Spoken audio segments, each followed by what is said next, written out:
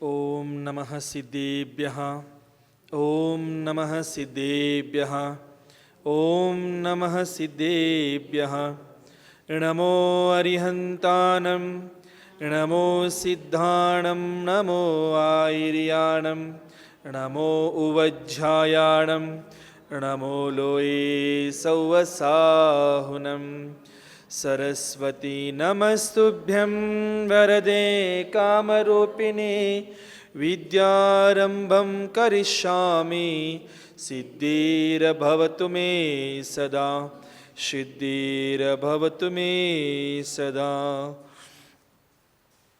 नमोस्तु भगवन् नमोस्तु नमोस्तु द्वादशांग जिनवानी माता नमोस्तु नमोस्तु आचर्षि नमोस्तु नमोस्तु गुरुदेव नमोस्तु नमोस्तु नमोस्तु नमोस्तु।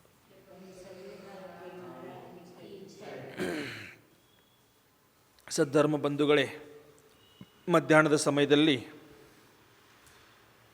ಶ್ರೀ ಅಮಿತಗತಿ ಆಚಾರ್ಯ ವಿರಚಿತ ಮರಣಕಂಟಿಕಾ ನಾಮಕ ಒಂದು ಮಹಾನ ಗ್ರಂಥದ ಅಧ್ಯಯನ ಸ್ವಾಧ್ಯಾಯ ನಡೀತಾ ಇದೆ.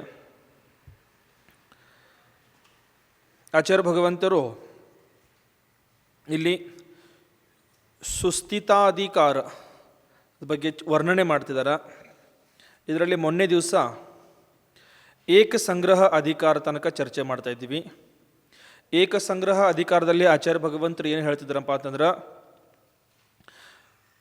ನಿರ್ಯಾಪಕ ಆಚಾರ್ಯರು ಒಂದು ಸಮಯದಲ್ಲಿ ಒಬ್ಬರನ್ನೇ ಅಂದರೆ ಕ್ಷಪಕರನ್ನು ಗ್ರಹಣ ಮಾಡಿಕೊಳ್ಬೇಕು, ಒಂದು ಸಮಯದಲ್ಲಿ ಎರಡೆರಡು ಸಲ್ಲೇಖನ ನಡೆಸಬಾರದು, ಒಂದು ಸಮಯದಲ್ಲಿ ಒಂದು ಸಲ್ಲೇಖನ ನಡೆಸ್ತಾ ಇರುವಾಗ ಇನ್ನೊಬ್ಬರು ಯಾರಾದರೂ ಸಲ್ಲೇಖನಗೋಸ್ಕರ ಬಂದಾಗ ಅವ್ರನ್ನ ಸ್ವೀಕಾರ ಮಾಡಬಾರ್ದು ಅನ್ನುವಂಥ ಅನೇಕ ಪ್ರಕಾರದ ವಿಷಯಗಳನ್ನು ಹೇಳಿದರು.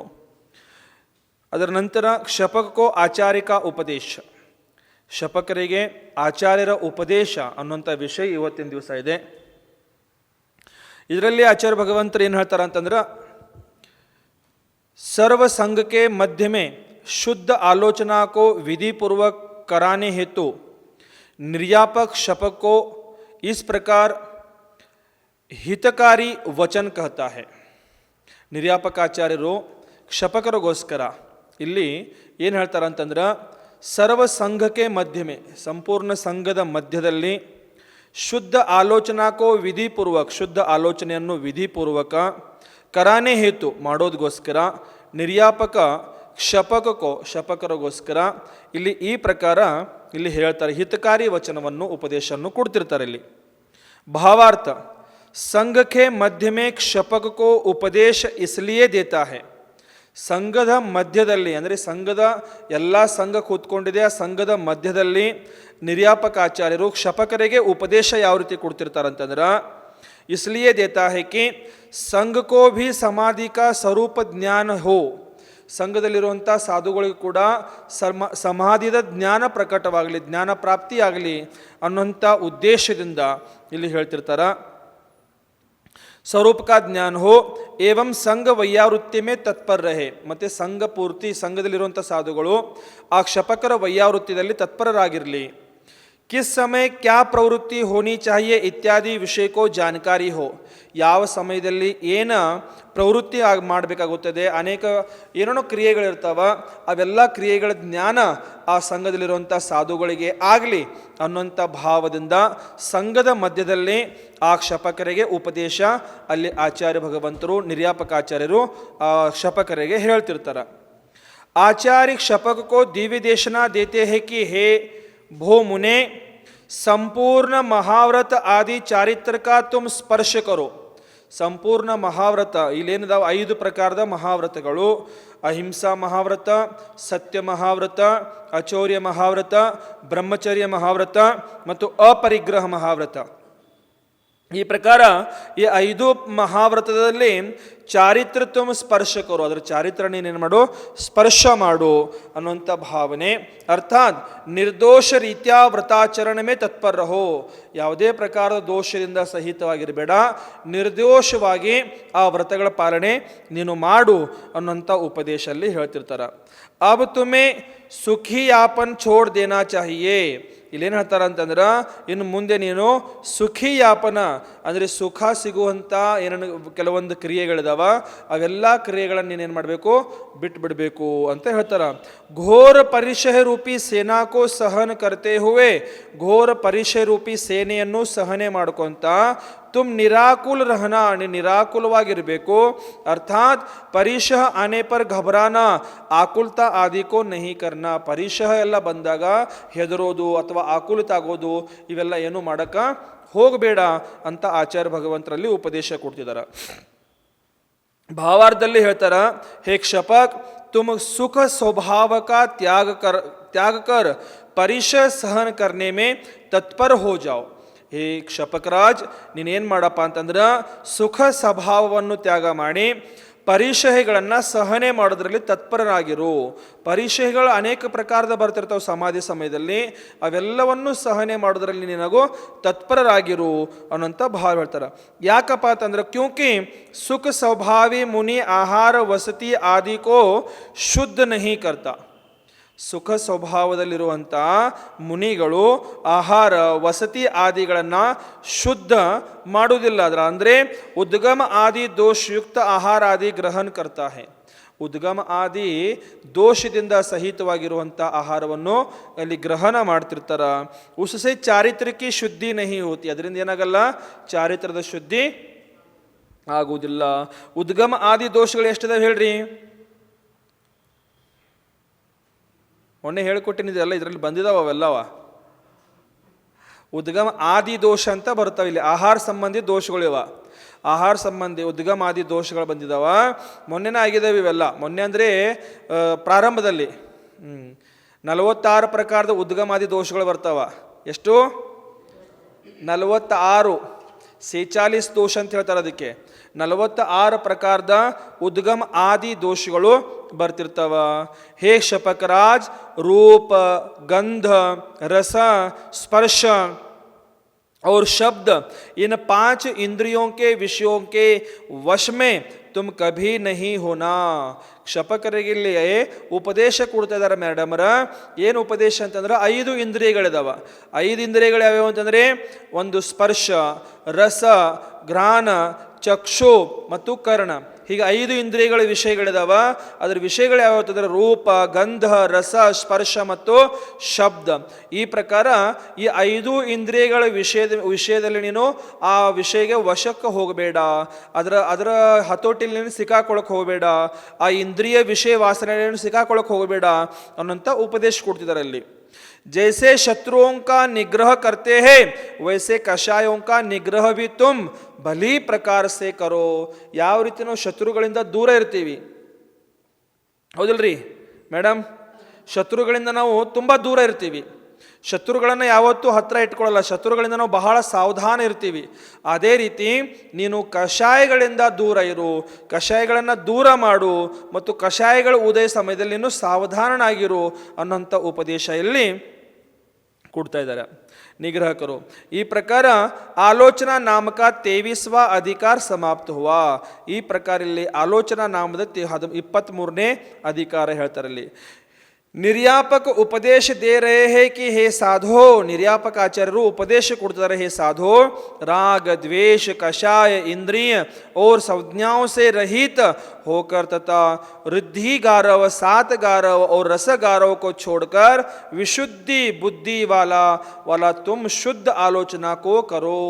ಇಲ್ಲೇನು ಹೇಳ್ತಾರೆ ಅಂದರೆ ಮೇಡಮ್, ನಿರ್ಯಾಪಕಾಚಾರ್ಯರು ಉಪದೇಶ ಕೊಡ್ತಿದ್ದಾರೆ ಶಪಕರಿಗೆ, ಹೇ ಶಪಕರಾಜ್, ನೀನು ರಾಗ ದ್ವೇಷ ಕಷಾಯ ಇಂದ್ರಿಯ ಸಂಜ್ಞಾ ಆದಿ ಇದರಿಂದಲೇ ಏನಾಗು ರಹಿತನಾಗು. 3 ಪ್ರಕಾರದ ಗಾರವಿದಾವ, ವೃದ್ಧಿಗಾರವ, ರಸಗಾರವ ಮತ್ತು ಸಾತಗಾರವ. ಹೀಗೆ 3 ಪ್ರಕಾರದ ಗಾರವಗಳಿದಾವ. ಈ 3 ಪ್ರಕಾರದ ಗಾರವಗಳನ್ನು ಬಿಡು ಮತ್ತು ವಿಶುದ್ಧ ಬುದ್ಧಿವಾಲ ತುಂಬನು, ವಿಶುದ್ಧ ಬುದ್ಧಿಯಿಂದ ನೀನು ಸಹಿತನಾಗಿ ಶುದ್ಧವಾದ ಆಲೋಚನೆಯನ್ನು ಮಾಡು, ಶುದ್ಧವಾದ ಆಲೋಚನೆಯನ್ನು ಮಾಡ್ಕೋ ಅಂತ ಹೇಳ್ತಿದಾರೆಲ್ಲರು. ಗಾರವಂತರೇ ಅಹಂಕಾರ, ರಿದ್ಧಿಗಾರವ. ನನಗೆ ರಿದ್ಧಿ ಇದಾವ, ನನಗೆ ಶಕ್ತಿ ಇದೆ, ನನಗೆ ಅನೇಕ ಪ್ರಕಾರದ ರಿದ್ಧಿಗಳ ಪ್ರಾಪ್ತಿಯಾಗಿದ್ದಾವೆ. ಗಾರವ ಅಂದರೆ ಅಹಂಕಾರ. ಈ ಪ್ರಕಾರ ಇಲ್ಲಿ ಗಾರವಗಳಿರ್ತಾವ, ಅಹಂಕಾರಗಳಿರ್ತಾವ. ಅದರಲ್ಲಿ ಅಹಂಕಾರ ಎಷ್ಟು ಪ್ರಕಾರದಿದ್ದಾವ? ಅನೇಕ ಪ್ರಕಾರದಿದ್ದಾವ. ಅಹಂಕಾರ ಎಷ್ಟು ಪ್ರಕಾರದಿದ್ದಾವ? ಅನೇಕ ಪ್ರಕಾರದಿದ್ದಾವ. ನನ್ನ ಹತ್ರ ಇವತ್ತು ಒಬ್ಬರು ಭಕ್ತರು ಬಂದರು ನನಗೆ ಕಾಯಿ ಏರಿಸಿ ಹೋದರು. ನನಗೆ ಇವತ್ತು ಬಂದರು, ಕಾಯಿ ಏರಿಸಿ ಹೋದರು, ಇನ್ನೊಬ್ರು ಅಲ್ಲಿ ಬಂದಿದಾರ, ಇನ್ನೊಬ್ರು ಮುನಿಗಳಿಗೆ ಕಾಯಿನೇ ಏರಿಸಲಿಲ್ಲ. ಇದು ಒಂದು ಗಾರವ. ಇದು ಯಾರೋ ಒಬ್ರು ಬಂದರು, ಕಾಯಿ ಏರಿಸಿದ್ರು, ಆ ಮುನಿಗಳಿಗೆ ಕಾಯಿನೇ ಏರಿಸಲಿಲ್ಲ. ನನಗೆ ಹೆಂಗೆ ಏರಿಸಿದ್ರು ಕಾಯಿ ಅನ್ನೋಂಥದ್ದು ಗಾರವ ಅಂದರೆ ಅಹಂ ಜಾಗೃತ ಆಯಿತು. ನನ್ನ ಹತ್ರ ಇವತ್ತು ಆಹಾರ ಕೊಡೋಕ್ಕೆ ಒಂದು 7-8 ಜನ ಇದ್ದಾರೆ, ಅವ್ರ ಹತ್ರ ಒಬ್ಬರೇ ಇದ್ದಾರೆ. ಇದು ಒಂದು ಪ್ರಕಾರದ ಗಾರವ್. ನನ್ನ ಹತ್ರ ನೋಡಿ ಎಷ್ಟು ಜನ ಇದ್ದಾರೆ ಇವತ್ತು. ಹೀಗೆ ಯಾರಾದರೂ ಒಬ್ಬರು ಭಕ್ತರು ಬಂದರು, ಒಂದು ಪೆನ್ ಕೊಟ್ಟು ಹೋದ್ರು, ಯಾರಾದರೂ ಬಂದು ಅವನಿಗೆ ಏನೂ ಕೊಟ್ಟಿಲ್ಲ, ಆ ಮುನಿಗಳಿಗೆ ಏನೂ ಕೊಟ್ಟಿಲ್ಲ ಅನ್ನುವಂಥ ಗಾರವಗಳು ಅನೇಕ ಪ್ರಕಾರದ, ಒಂದೆರಡು ಇಲ್ಲ, ಇಲ್ಲಿ ಅನೇಕ ಪ್ರಕಾರದ ಗಾರವಗಳು ಬರ್ತಾವ. ಆ ಗಾರವಗಳಿಂದ ನೀವು ಏನಾಗ್ರಿ, ರಹಿತರಾಗರಿ, ಅಹಂ ಭಾವದಿಂದ ರಹಿತರಾಗರಿ ಅನ್ನುವಂಥ ಭಾವನೆಗಳನ್ನಲ್ಲಿ ಪ್ರಕಟ ಮಾಡ್ತಾರೆ ಇಲ್ಲಿ ಈ ಪ್ರಕಾರ. ಜೋ ಕ್ಷಪಕ ವ್ಯವಹಾರ ಚತುರ್ ಹೇ, जो क्षपक ಯಾವ ಕ್ಷಪಕರು ವ್ಯವಹಾರ ಚತುರಿದಾರ, ಅವ್ರು 36 ಗುಣ ಸಮನ್ವಿತ ಹೇ, 36 ಗುಣಗಳಿಂದ ಸಮನ್ವಿತನಾಗಿದ್ದಾರ. ಉಸ್ಕೋ ಭಿ ಗುರು ಕಿ ಸಾಕ್ಷಿ ಪೂರ್ವಕ, ಅವ್ರಿಗೂ ಸಹ ಗುರುಗಳ ಸಾಕ್ಷಿ ಪೂರ್ವಕ ಮಹಾಶುದ್ಧಿಕಾರಕ ಯಹ ಆಲೋಚನಾ ಅವಶ್ಯ ಕರ್ನಿ ಚಾಹಿಯೇ, ಈ ಆಲೋಚನೆ ನಾವೇನು ಮಾಡಬೇಕು, ಅವಶ್ಯ ಮಾಡಲೇಬೇಕು. ಒಬ್ಬರು ಆಚಾರ್ಯ ಸ್ಥಾನದಲ್ಲಿದ್ದು ಅವರು ಆಚಾರ್ಯ ಪದವನ್ನು ತ್ಯಾಗ ಮಾಡಿ 36 ಗುಣಗಳಿಂದ ಸಹಿತ ವಾಗಿರುವಂಥ ಆಚಾರ್ಯರು ಸಹ ಇನ್ನೊಬ್ಬರ ಗುರುಗಳ ಹತ್ರ ಹೋದಾಗ, ಇನ್ನೊಬ್ಬರ ನಿರ್ಯಾಪಕಾಚಾರ ಹತ್ರ ಹೋದಾಗ, ಅಲ್ಲಿ ಹೋದಾಗ ಅವರು ಆಲೋಚನೆ ಮಾಡಲೇಬೇಕು. ನಾನಿಷ್ಟು ದೊಡ್ಡವಿದ್ದೆ, ಇವ್ರ ಹತ್ರ ನಾನು ಹೇಗೆ ಆಲೋಚನೆ ಮಾಡಬೇಕು ಅನ್ನೋಂಥ ಕೂಡ ಅಲ್ಲಿ ಭಾವನೆ ಇರಬಾರ್ದು. ನೀವೆಷ್ಟೋ ದೊಡ್ಡವರಿದ್ದರೂ ಸಹ ನೀವೀಗ ನಿರ್ಯಾಪಕಾಚಾರ ಅಂತ ಅಲ್ಲಿ ಅವ್ರನ್ನ ಸ್ವೀಕಾರ ಮಾಡಿದಾಗ ನೀವು ಅಲ್ಲಿ ಹೋಗಿ ಏನು ಮಾಡಬೇಕು, ಆಲೋಚನೆ ಮಾಡಲೇಬೇಕು ಅಂತ ಹೇಳ್ತಾರೆ ಇಲ್ಲಿ. ಆಚಾರಿ आधारी आदि 8 गुण तथा अचेलकत्व आदि 10 स्थिति कल्प 12 प्रकार तप और 6 आवश्यक गुण 6 अर्थात 36 गुण है. ಈ ಪ್ರಕಾರ ಇಲ್ಲಿ 36 ಗುಣಗಳು ಇಲ್ಲಿ ಹೇಳ್ತಾರ. ಭಾವಾರ್ಥ, निर्यापक शपक को समझा रहे हैं कि जो स्वयं आचार्य है, निर्यापक आचार्यರು ಶಪಕರಿಗೆ ತಿಳಿಸಿ ಹೇಳ್ತಿದಾರಪ್ಪ ಏನಂತಂದ್ರ, ಸ್ವಯಂ ಆಚಾರ್ಯ ಹೇ, ಆಚಾರ್ಯ ಆದಿ ಗುಣೋ ಸೆ ಮಂಡಿತ ಹೇ, ಆಚಾರ್ಯ ಆದಿ ಗುಣಗಳಿಂದ ಅವರು ಮಂಡಿತರಾಗಿದ್ದಾರ.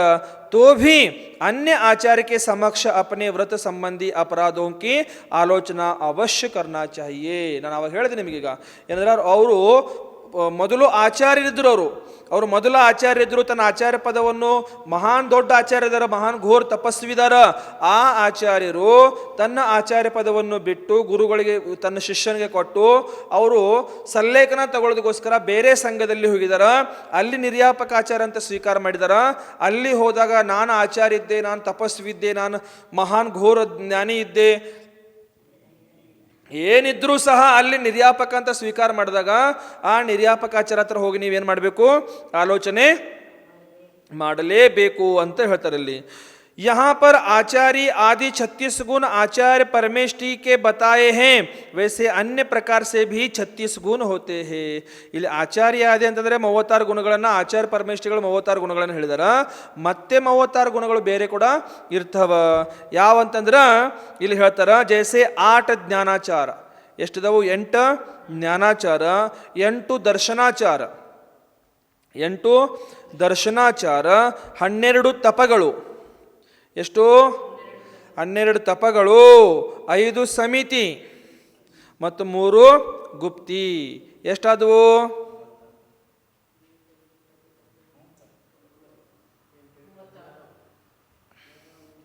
ಬ್ಯಾಂಕ್ ಮ್ಯಾನೇಜರ್ ಹೇಳ್ರಿ, ಇನ್ನೂ 3 ಬೇಕಾ?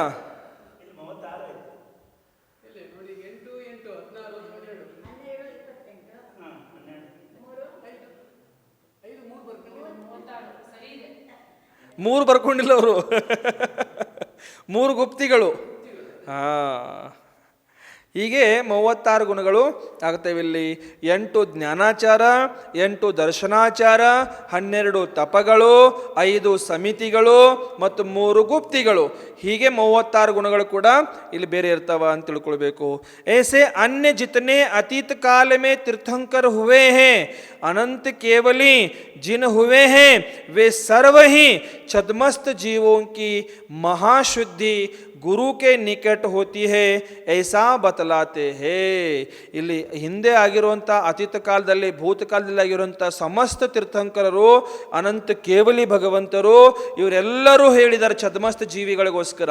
ಛದ್ಮಸ್ತ ಜೀವಿಗಳಿಗೋಸ್ಕರ ಏನು ಹೇಳಿದಾರೆ ಅಂತಂದ್ರೆ, ಮಹಾಶುದ್ಧಿ, ಆ ಜೀವಿಗಳ ಛದ್ಮಸ್ತ ಜೀವಿಗಳ ಮಹಾಶುದ್ಧಿ ಆಗೋದಕ್ಕೋಸ್ಕರ ಗುರುಕ್ಕೆ ನಿಕಟ ಹೋತಿ ಹೇ, ಗುರುಗಳ ಹತ್ರನೇ ನೀವು ಮಹಾಶುದ್ಧಿ ಆಗ್ತೀರಾ ಅನ್ನೋಂಥ ಮಾತು ಹೇಳ್ತಾರ. ಐಸೇ ಬತಲಾತೆ ಹೇ, ಈ ರೀತಿ ಎಲ್ಲ ತೀರ್ಥಂಕರು ಕೇವಲಿ ಭಗವಂತರು ಎಲ್ಲರೂ ಶುದ್ಧ ಆಗೋದೆಲ್ಲಿ ನೀವು? ಶುದ್ಧ ಆಗೋದು ಎಲ್ಲಿ ಅಂತಂದ್ರೆ ಗುರುಗಳ ಹತ್ರನೇ ಆಗೋದು ನೀವು ಅಂತ ಹೇಳ್ತಾರ. ಗುರುಗಳ ಹತ್ರ ಹೋದಾಗೆ ನೀವು ಶುದ್ಧ ಆಗೋದು, ಅಲ್ಲಿವರೆಗೆ ನಿಮ್ಗೆ ಶುದ್ಧ ಆಗಲಿಕ್ಕೆ ಅವಕಾಶ ಇಲ್ಲ ಅಂತ ತಿಳ್ಕೊಳ್ಬೇಕು. अर्थ आयता राव साहब जी? समझ लगे नहीं? शाबाश. ಛದ್ಮಸ್ತ್ ಅಂದರೆ ಕೇವಲ ಜ್ಞಾನಕ್ಕಿಂತ ಹಿಂದಿನ ಅವಸ್ಥೆ ಛದ್ಮಸ್ತ್ ಅವಸ್ಥೆ. ಕೇವಲ ಜ್ಞಾನ ಆಗೋದಕ್ಕಿಂತ ಮುಂಚೆ ಅವಸ್ಥೆ ಏನಿದೆಯಲ್ಲ, ಕೇವಲ ಜ್ಞಾನದಕ್ಕಿಂತ ಮುಂಚಿತ ಅವಸ್ಥೆ ಏನಿದೆಯಲ್ಲ, ಅದೆಲ್ಲ ಛದ್ಮಸ್ತ್ ಅವಸ್ಥೆ ಅಂತ ತಿಳ್ಕೊಳ್ಬೇಕು.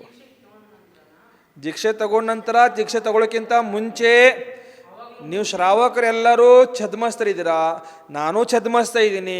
ಕೇವಲ ಜ್ಞಾನ ಆಗೋ ಅವಸ್ಥೆ ತನಕ, ಕೇವಲ ಜ್ಞಾನ ಆಗೋ ತನಕ ಏನು ಅವಸ್ಥೆ ಇದೆ ಅದೆಲ್ಲ ಛದ್ಮಸ್ಥ ಅವಸ್ಥಾ ಅಂತ ತಿಳ್ಕೊಳ್ಬೇಕು. ಅದಕ್ಕೆ ಅರ್ಥ ಐತೇನ್ರಿ? ಛದ್ಮಸ್ಥ ಅವಸ್ಥಾ ಅಂತ ತಿಳ್ಕೊಳ್ಬೇಕು. ಅಲ್ಲಿ ಸಂಪೂರ್ಣ ಜ್ಞಾನ ಇಲ್ಲ, ಅಲ್ಲಿ ಸಂಪೂರ್ಣ ಜ್ಞಾನ ಇಲ್ಲ. ಎಲ್ಲಿವರೆಗೆ ಸಂಪೂರ್ಣ ಜ್ಞಾನ ನಿಮಗೆ ಪ್ರಾಪ್ತ ಆಗಲ್ಲ ಅಲ್ಲಿವರೆಗೆ ನೀವು ಛದ್ಮಸ್ಥ ಅವಸ್ಥೆಯಲ್ಲಿದ್ದೀರಾ ಅಂತ ತಿಳ್ಕೊಳ್ಬೇಕಲ್ಲಿ. ಎಲ್ಲರಿಗಿನ ಅದು ಒಂದು ಇರುವೆ ಕೂಡ ಛದ್ಮಸ್ಥ ಅವಸ್ಥೆನೇ, ಅದು ಒಂದು ಇರುವೆ ಸಹ ಛದ್ಮಸ್ಥ ಅವಸ್ಥೆನೇ. ಅದು ಒಂದು ಪ್ರಾಣಿ, ಯಾವುದೇ ತ್ರಿಯಂಚ ಪ್ರಾಣಿ ಇರಲಿ, ಅದು ಛದ್ಮಸ್ಥ ಅವಸ್ಥಾ. ಒಂದು ಮನುಷ್ಯ ಹಿಡ್ಕೊಂಡು, ನಾರಿಕಿ ಹಿಡ್ಕೊಂಡು, ದೇವಗತಿ ಹಿಡ್ಕೊಂಡು ಎಲ್ಲ ಜೀವದಲ್ಲಿರುವಂಥ ಕೇವಲ ಜ್ಞಾನ ಆಗೋದಕ್ಕಿಂತ ಮುಂಚಿತ ಅವಸ್ಥೆ ಎಲ್ಲ ಛದ್ಮಸ್ಥ ಅವಸ್ಥೆ ತಿಳ್ಕೊಳ್ಬೇಕಿಲ್ಲಿ. ಈ ಪ್ರಕಾರ ವಿಶೇಷಾರ್ಥ गर्भावतरण आदि 5 कल्याणकधारी तीर्थंकर कहलाते हैं. तीर्थंकर ಅಂದ್ರೆ ಯಾರು? ಗರ್ಭಾವಸ್ಥಾ, ಗರ್ಭಾವತರಣ ಆದಿ 5 ಕಲ್ಯಾಣಕದ ಸಹಿತವಾಗಿರುವಂಥವರು ತೀರ್ಥಂಕರ ಅಂತ ಹೇಳ್ತಾರೆ. तीर्थंकर कहलाते हैं. संपूर्ण ज्ञानावरण का जिनके क्षय हो चुका है और केवल ज्ञान युक्त हैं उन्हें केवली कहते हैं. संपूर्ण ज्ञानावरण ಕರ್ಮದ ಕ್ಷಯ ಮಾಡಿಕೊಂಡಿದ್ದಾರ ಮತ್ತು ಸಂಪೂರ್ಣ ಜ್ಞಾನದ ಪ್ರಾಪ್ತಿ ಮಾಡಿಕೊಂಡಿದ್ದಾರ, ಅವ್ರಿಗೇನಾಗತ್ತೆ? ಕೇವಲ ಜ್ಞಾನ ಅಂತ ತಿಳ್ಕೊಳ್ಬೇಕು. ಅವ್ರಿಗೆ ಕೇವಲ ಜ್ಞಾನಿಗಳಂತ ಹೇಳಬೇಕು ಅವರಿಗೆ. ಉನ್ಹೇ ಕೇವಲಿ ಕಹತೆ ಹೇ. ಕರ್ಮ ಶತ್ರುओं को जीतने वाले जिन है. ಕರ್ಮ ಶತ್ರುಗಳನ್ನ ಗೆದ್ದವ್ರು ಯಾರು? ಜಿನೇಂದ್ರ ಭಗವಂತರ ಅಂತ ತಿಳ್ಕೊಳ್ಬೇಕು. ಜಿನ್ ಹೇ. ಇನ್ ಸಭಿ ಮಹಾಪುರುಷೋ ನೆ ಉಪದೇಶ ದಿಯಾ ಹೇ. ಇವರೆಲ್ಲ ಮಹಾಪುರುಷರು ಏನು ಮಾಡಿದಾರೆ? ನಮಗೆ ಉಪದೇಶ ಕೊಟ್ಟಿದ್ದಾರೆ. ಏನಪ್ಪ ಅಂತಂದ್ರೆ, ಜೋ ಜೀವ ಛದ್ಮಸ್ತ ಹೇ, ಜೋ ಜೀವ ಛದ್ಮಸ್ತ ಹೇ ಅರ್ಥಾತ್ जब तक उसे केवल ज्ञान प्राप्त नहीं हुआ है, ಎಲ್ಲಿವರೆಗೆ ಆ ಜೀವಿಗೆ ಕೇವಲ ಜ್ಞಾನ ಪ್ರಾಪ್ತ ಆಗುವುದಿಲ್ಲ, ತಬ ತಕ್ ಮಹಾಮುನಿ ಆದಿ ಭಿ ಕ್ಯೂ ನಾ ಹೋ, ಮಹಾಮುನಿಗಳ ಆದಿ ಯಾರಾದರೂ ಇರಲಿ, ಕ್ಯೂ ನಾ ಹೋ, किंतु उसको अपने दोषों की आलोचना गुरु के साक्षी से अवश्य करनी चाहिए. ಛದ್ಮಸ್ಥ ಅವಸ್ಥೆ ಅಂದರೆ ಕೇವಲ ಜ್ಞಾನ ಆಗೋದಕ್ಕಿಂತ ಮುಂಚಿತ ಅವಸ್ಥೆ ಎಲ್ಲದಕ್ಕೆ ಛದ್ಮಸ್ಥ ಅವಸ್ಥೆ ಅಂತ ಹೇಳ್ತಾರ. ಅವರು ಮಹಾಮುನೀಶ್ವರರಾಗಿದ್ದರೂ ಸಹ ಅವರು ಗುರುಗಳ ಹತ್ರ, ಗುರು ಅಂತ ಸ್ವೀಕಾರ ಮಾಡಿದ್ದ ನಿರ್ಯಾಪಕಾಚಾರ ಹತ್ರ ಅವ್ರೇನು ಮಾಡಬೇಕು? ಅವ್ರ ಸಾಕ್ಷಿಯಿಂದ ಅವಶ್ಯವಾಗಿ ಆಲೋಚನೆ, ದೋಷಗಳ ಆಲೋಚನೆ ಮಾಡಲೇಬೇಕು. ನಾನು ದೊಡ್ಡವಿದ್ದೀನಿ, ನಾನು ಜ್ಞಾನಿ ಇದ್ದೀನಿ, ನಾನು ತಪಸ್ವಿ ಇದ್ದೀನಿ, ನಾನು ವೃದ್ಧಿಧಾರಿ ಇದ್ದೀನಿ ಅನ್ನೋಂಥ ಯಾವುದೇ ಭಾವನೆಗಳನ್ನು ಇಟ್ಕೊಳ್ಳದೆ, ಯಾವುದೇ ಅಹಂಗಳನ್ನು ಇಟ್ಕೊಳ್ಳದೆ, ನೀವು ಯಾರನ್ನ ನಿರ್ಯಾಪಕ ಆಚಾರ್ಯ ಅಂತ ಸ್ವೀಕಾರ ಮಾಡಿದಿರಾ, ಯಾರನ್ನ ಗುರು ಅಂತ ಸ್ವೀಕಾರ ಮಾಡಿದಿರಾ, ಆ ಗುರುಗಳ ಹತ್ರ ಹೋಗಿ ಆಲೋಚನೆ ಮಾಡಲೇಬೇಕು. ನಿಮ್ಮ ದೋಷಗಳನ್ನು ಪ್ರಕಟ ಮಾಡಲೇಬೇಕು, ನಿಂದಾಗ್ರಹ ಮಾಡಿಕೊಳ್ಳೇಬೇಕು. ಅವಾಗ ಅವ್ರು ಕೊಡಿರುವಂಥ ಪ್ರಾಯಶ್ಚಿತ್ತಗಳನ್ನು ಅನುಭವಿಸಲೇಬೇಕು. ಆವಾಗ ನೀವು ಶುದ್ಧರಾಗ್ತೀರಾ. ಅಲ್ಲಿವರೆಗೆ ನೀವು ಶುದ್ಧ ಆಗಲಿಕ್ಕೆ ಇಲ್ಲ. समझे क्या? अवश्य लेना चाहिए. इस तरह शास्त्रोक्त विधि क्षपक को निर्यापक आचार्य समझाते हैं. ಈ ಪ್ರಕಾರ ಶಾಸ್ತ್ರದಲ್ಲಿ ಹೇಳಿರುವಂಥ ವಿಧಿಗಳನ್ನು ಕ್ಷಪಕರಿಗೆ ನಿರ್ಯಾಪಕ ಆಚಾರ್ಯರು ತಿಳಿಸಿ ಹೇಳ್ತಾ ಇರ್ತಾರ ಅಂತ ತಿಳ್ಕೊಳ್ಬೇಕಿಲ್ಲಿ.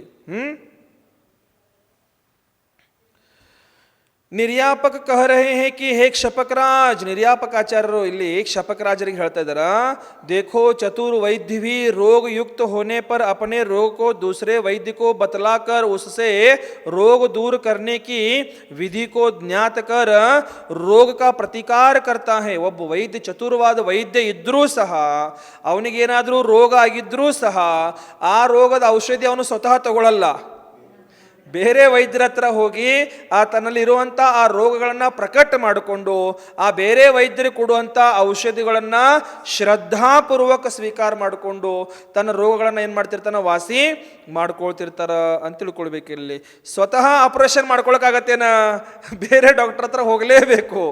ಏನಾದರೂ ಒಂದು ರೋಗ ಇದೆ, ರೋಗವನ್ನು ದೂರ ಮಾಡಬೇಕಾದ್ರೆ ಬೇರೆ ಡಾಕ್ಟರ್ ಹತ್ರ ಹೋಗಲೇಬೇಕು. ಹಾಗೆ ನೀವೆಷ್ಟೋ ಜ್ಞಾನಿಗಳಿದ್ರು, ಎಷ್ಟೋ ದೊಡ್ಡ ಆಚಾರ್ಯ ಇದ್ರು ಕೂಡ ನೀವು ಬೇರೆ ಆಚಾರ್ಯ ಹತ್ರ, ಗುರುಗಳ ಹತ್ರ ಹೋಗಿ ನೀವು ಆಲೋಚನೆ, अर्थात वैद्य स्वयं अपनी चिकित्सा नहीं करता, वैद्य स्वयं तन चिकित्से ಅವರು ಮಾಡಿಕೊಳ್ಳೋಂಗಿಲ್ಲ, पर वैद्य से कराता है, पर ಬೇರೆ ವೈದ್ಯರ ಹತ್ರ ಮಾಡ್ಕೊಳ್ತಿರ್ತಾರ. वैसे ज्ञानी ही आचार्य आदि हो उन्हें भी अन्य आचार्य की साक्षी से आलोचना कर अपना भवरोग दूर करना चाहिए.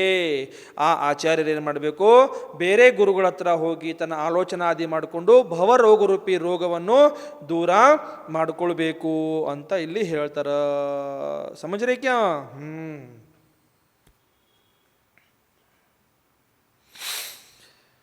जीवन को तारने वाला एक ही व्यक्ति है,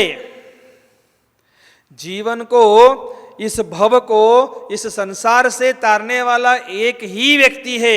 कौन है? वो गुरु है. कौन है?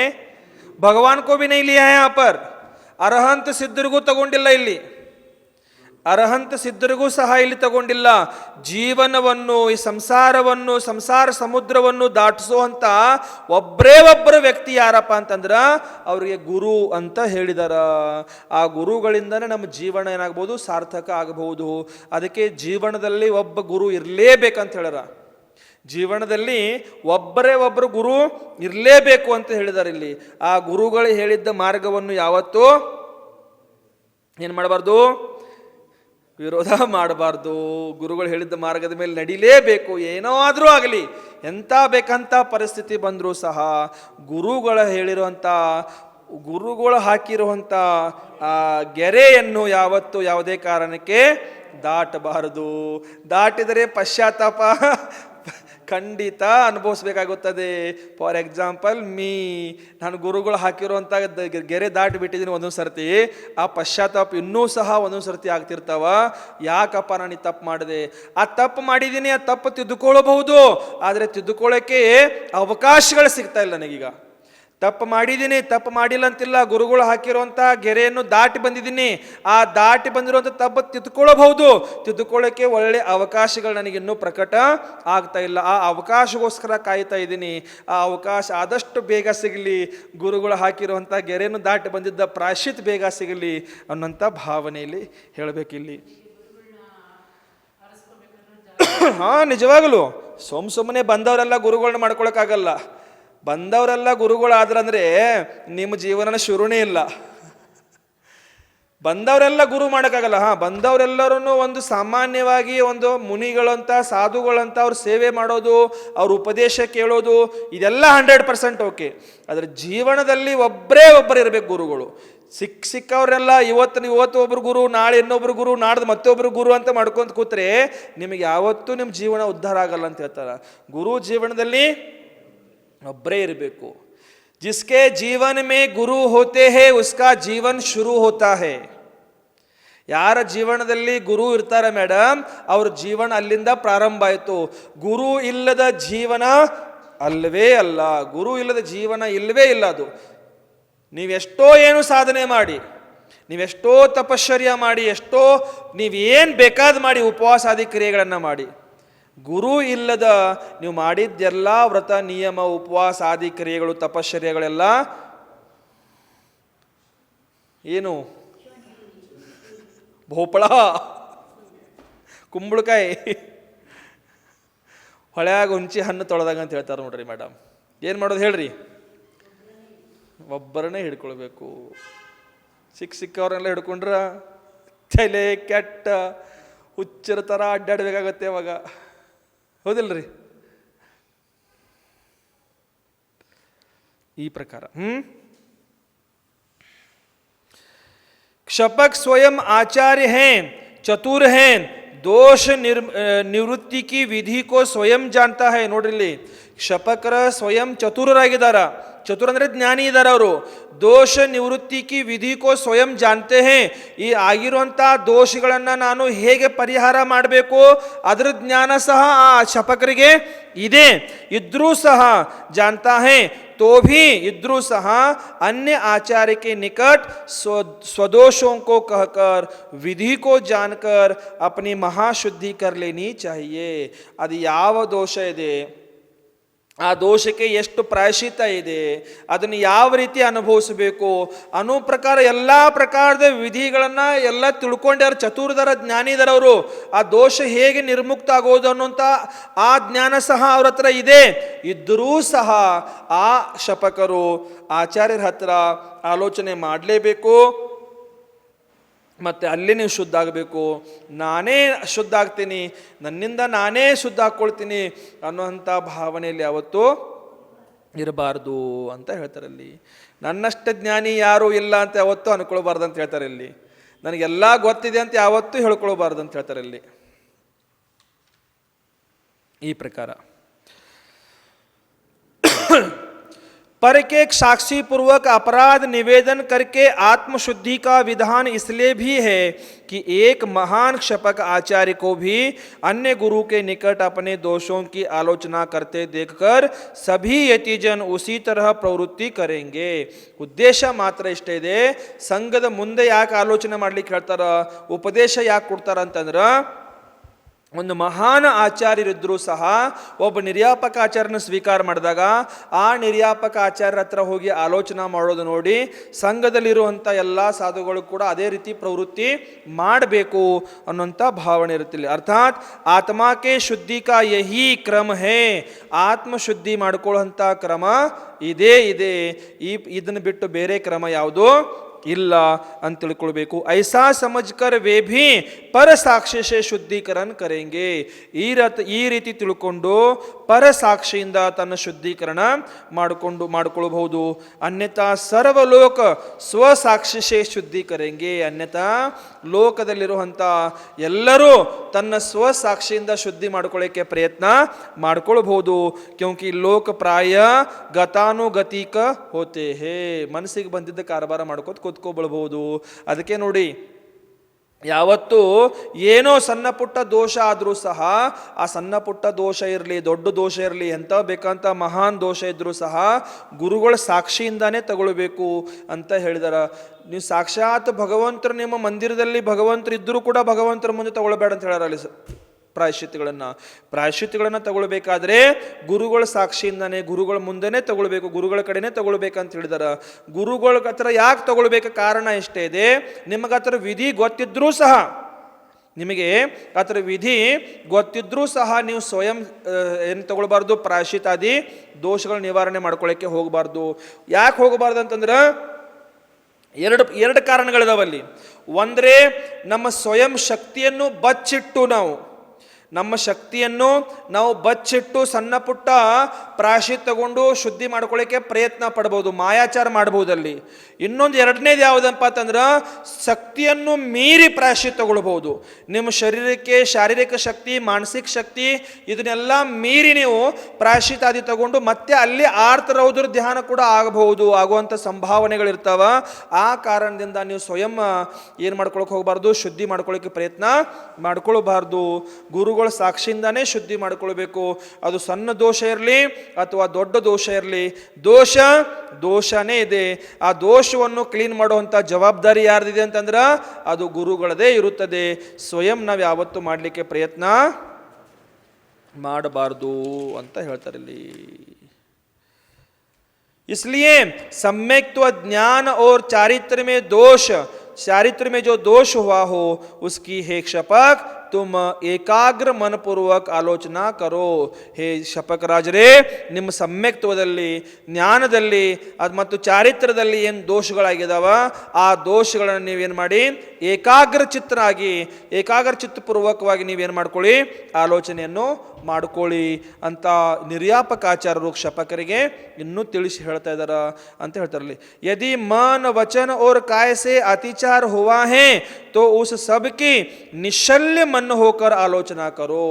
ಮನಸ್ಸಿನಿಂದ, ವಚನದಿಂದ ಅಥವಾ ಕಾಯದಿಂದ ನಿಮ್ಮಿಂದ ಅತಿಚಾರಗಳಾಗಿದ್ದು ಅಂತಂದರೆ ಆ ಅತಿಚಾರಗಳನ್ನು ನೀವೇನು ಮಾಡಿ ನಿಶಲ್ಯ ಮನಸ್ಸದಿಂದ, ಯಾವುದೇ ಪ್ರಕಾರ ಶಲ್ಯ ಇಟ್ಟುಕೊಂಡು ಹೇಳಕ್ಕೆ ಹೋಗಬೇಡಿ, ನಿಶಲ್ಯವಾಗಿ ಎಲ್ಲ ಶಲ್ಯಗಳನ್ನು ತ್ಯಾಗ ಮಾಡಿ ನೀವು ಧಾರಾಳ ಮನಸ್ಸಿನಿಂದ, ಹೇಳ್ತೀವಿ ನಾವು ಕನ್ನಡ ಸಾಮಾನ್ಯ ಶಬ್ದದಲ್ಲಿ ಧಾರಾಳವಾದ ಮನಸ್ಸಿನಿಂದ ನೀವೇನು ಮಾಡಿ ಆಲೋಚನೆಯನ್ನು ಮಾಡ್ಕೊಳ್ಳಿ ಅಂತ ಹೇಳ್ತಿದ್ದಾರೆ ಎಲ್ಲರೂ. इस समय पर अमुक देश में इस भावना द्वारा यह दोष मेरे से हुआ था, इस तरह सब द्रव्य क्षेत्र आदि को ज्ञात कर हेयते तुम सब प्रकार से आलोचना करो. ಯಾವ ದೇಶದಲ್ಲಿ, ಯಾವ ಕಾಲದಲ್ಲಿ, ಯಾವ ಕ್ಷೇತ್ರದಲ್ಲಿ, ಯಾವ ಭಾವದಿಂದ ನೀವೇನೇನು ದೋಷಗಳನ್ನು ಮಾಡಿದಿರಾ ಅವೆಲ್ಲವನ್ನೂ ಪ್ರಕಟ ಮಾಡಿ, ಎಲ್ಲವನ್ನೂ ಡೀಟೇಲ್ ಪೂರ್ವಕ, ನಾನು ಅಲ್ಲಿ ಹಿಂಗೆ ಮಾಡಿದೆ, ಇಲ್ಲಿ ಹಂಗೆ ಮಾಡಿದೆ, ಅಲ್ಲಿ ಇಟ್ಟು ಮಾಡಿದೆ, ಹಿಂಗೆ ಅಂದಾಜು ಹೇಳಕ್ಕೆ ಹೋಗಬೇಡ. ಸಂಪೂರ್ಣ ಎಲ್ಲೆಲ್ಲಿ ನಿಮ್ಮಿಂದ ದೋಷಗಳಾಗಿದ್ದಾವ ಆ ದೋಷಗಳನ್ನು ನೀನು ಪ್ರಕಟ ಮಾಡ್ಕೋ ಅಂತ ಇಲ್ಲಿ ಶಪಕರಿಗೆ ಆಚಾರ್ಯ ಭಗವಂತರು ಹೇಳ್ತಿದ್ದಾರೆ ಅಂತ ತಿಳ್ಕೊಳ್ಬೇಕಿಲ್ಲಿ. ಸಾಧು ಕಿ ಆಲೋಚನಾ ದೋ ಪ್ರಕಾರ ಕಿ ಬತಾಯಿ ಹೇ. ಸಾಧುಗಳು ಎರಡು ಪ್ರಕಾರದ ಆಲೋಚನೆ ಮಾಡ್ಕೊಳ್ತಿರ್ತಾರ. ಯಾವುದಪ್ಪ ಅಂತಂದ್ರೆ ಔಧಿ ಅವ್ರ ಪದ ವಿಭಾಗಿ ಅಂತ ಇಲ್ಲಿ ಎರಡು ಪ್ರಕಾರ ಹೇಳ್ತಾರಲ್ಲಿ. ಇನ್ಮೇ ಸೆ मूल को मूल नाम के प्रायश्चित को प्राप्त हुए यति के तो पहले अवधि आलोचना कही गई है तथा मूल को छोड़कर अन्य विषय का आलोचना पद विभागी कही जाती है. ಇಲ್ಲಿ ಎರಡು ಪ್ರಕಾರದ ಪ್ರಾಯಶ್ಚಿತಗಳನ್ನು, ಆಲೋಚನೆಗಳನ್ನು ಸಾಧುಗಳು ಮಾಡ್ಕೊಳ್ತಿರ್ತಾರ ಅಂತ ಹೇಳ್ತಾರಲ್ಲಿ. ಮೂಲ ದೋಷ ಬಚ್ಚಿಟ್ಬಿಡೋದು, ಮೂಲ ದೋಷ ಏನು ಮಾಡೋದು, ಬಚ್ಚಿಟ್ಟು ಬಿಡೋದು. ಅದರ ಅಕ್ಕಪಕ್ಕದ ದೋಷಗಳಿರ್ತಾವಲ್ಲ ಅದನ್ನು ಹೇಳಿಬಿಡೋದು. ಇದು ಈ ಪ್ರಕಾರ ಒಂದಾಯಿತು. ಮತ್ತೊಂದು ಏನಂತಂದ್ರೆ ಏನಿದೆ ಹಾಗೆ, ಯಾವ ರೀತಿ ನಿಮ್ಮಿಂದ ದೋಷಗಳಾಗಿದ್ದಾವ ಅದೇ ರೀತಿಯಿಂದ ಆ ದೋಷಗಳನ್ನು ಪ್ರಕಟ ಮಾಡೋದು, ಇದು ಎರಡನೇದು. ಹೀಗೆ ಎರಡು ಪ್ರಕಾರದ ದೋಷಗಳನ್ನು ಇಲ್ಲಿ ಹೇಳ್ತಾರೆ. ವಿಶೇಷ ಹತ್ರದಲ್ಲಿ ಮತ್ತು ಚೆನ್ನಾಗಿ ಹೇಳ್ತಾರ. आलोचना के दो भेद हैं, अवधि और पद विभागी. अवधि को सामान्य आलोचना और पद विभागी को विशेष आलोचना भी कहते हैं. ಇಲ್ಲಿ ಸಾಮಾನ್ಯ ಆಲೋಚನಾ ಮತ್ತು ವಿಶೇಷ ಆಲೋಚನಾ ಎರಡು ಪ್ರಕಾರದ ಆಲೋಚನೆಗಳನ್ನು ಹೇಳ್ತಾರೆ ಇಲ್ಲಿ.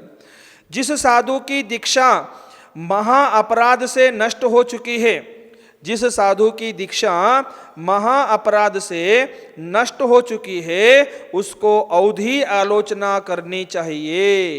ಯಾವ ಕ್ಷಪಕರಿಗೆ, ಸಾಧುಗಳಿಗೆ ದೀಕ್ಷಾ ತಗೊಂಡ ನಂತರ ಮಹಾ ಅಪರಾಧಗಳೆಲ್ಲ ಏನಾಗಿದ್ದಾವ, ಅಪರಾಧದಿಂದ ನಷ್ಟ ಆಗಿದ್ದಾವ, ಆ ಸಾಧುಗಳು ಔಧಿ ಆಲೋಚನಾ ಮಾಡಬೇಕು ಅಂತ ಹೇಳ್ತಾರಲ್ಲಿ.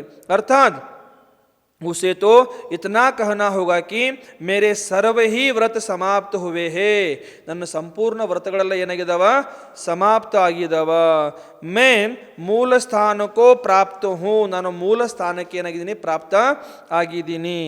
ಪುನರ್ ದೀಕ್ಷಾ ಯೋಗ್ಯ ಹೋ, ನಾನು ಮತ್ತೆ ಪುನಃ ದೀಕ್ಷಾ ತಗೊಳ್ಳೋಂಥ ಯೋಗ್ಯ ಆಗಿದ್ದೀನಿ ಅಂತ ತಿಳ್ಕೊಳ್ಬೇಕು. ಇಲ್ಲಿ ಅವರು ವ್ರತಗಳಲ್ಲಿ ಅಂಥ ದೋಷಗಳಾಗಿರ್ತಾವ, ಅಂದರೆ ಸಂಪೂರ್ಣ ವ್ರತಗಳೆಲ್ಲ ಏನಾಗಿರ್ತಾವ, ನಷ್ಟವಾಗಿರ್ತಾವ. ಅಂತಹ ಔಧಿ ಅಂತ ಹೇಳ್ತಾರೆ. ಅದಕ್ಕೆ ಏನಂತ ಹೇಳ್ತಾರ, ಔಧಿ ದೋಷ ಅಂತ ಹೇಳ್ತಾರೆ, ಔಧಿ ಆಲೋಚನಾ ಅಂತ ಹೇಳ್ತಾರೆ.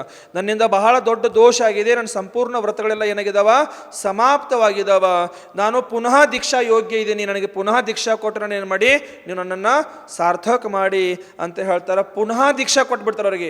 ಆ ದೀಕ್ಷಾ ಕೊಟ್ಟಾಗ ಸಂಪೂರ್ಣ ಅಪರಾಧಗಳೆಲ್ಲ ಏನಾಗ್ತಾವ, ನಾಶ ಆಗಿಬಿಡ್ತಾವ. ಅದಕ್ಕೆ ಛೇದೋಪಸ್ಥಾಪನ ಅಂತ ಹೇಳ್ತಾರೆ. ಅದಕ್ಕೆ ಈ ಪ್ರಕಾರ प्राप्त हुआ. पुनर्दीक्षा दीक्षा के योग्य हो. जिस साधु के ऐसा महा अपराध नहीं हुआ है, ಯಾವ ಸಾಧುಗಳಿಗೆ ಇಂಥ ಮಹಾ ಅಪರಾಧ ಆಗಿರುವುದಿಲ್ಲ, उसको ಪದ ವಿಭಾಗಿ ಆಲೋಚನಾ करना चाहिए, ಅವರಿಗೆ ಪದ ವಿಭಾಗಿ ಆಲೋಚನೆ ಮಾಡ್ಕೊಳ್ಬೇಕು ಅಂತ ಹೇಳ್ತಾರೆ. ಅರ್ಥಾತ್ ಜಿಸ್ ಮಹಾವ್ರತ ಮೇ ಅಮುಕ್ ದೋಷ ಮುझसे हुआ है, ಈ ಮಹಾವ್ರತದಲ್ಲಿ ಇಷ್ಟು ದೋಷ ಆಗಿದೆ, ಈ ಮಹಾವ್ರತದಲ್ಲಿ ಇಷ್ಟು ದೋಷ ಆಗಿದೆ ಅಂತ ಅವ್ರವ್ರು ಏನು ಮಾಡಿಕೊಂಡು ಇತ್ಯಾದಿ ರೂಪ करना चाहिए, ಈ ಪ್ರಕಾರ ಇಲ್ಲಿ ಹೇಳಬೇಕು. इसको आगे कहते हैं. ಇಲ್ಲಿ ಮುಂದೆ ಮತ್ತೆ ಹೇಳ್ತಾರ. ಅರ್ಥ ಆಯ್ತಲ್ಲ ಇದು ಮೇಡಮ್, ಅರ್ಥ ಆಯ್ತಲ್ಲ ಇದು?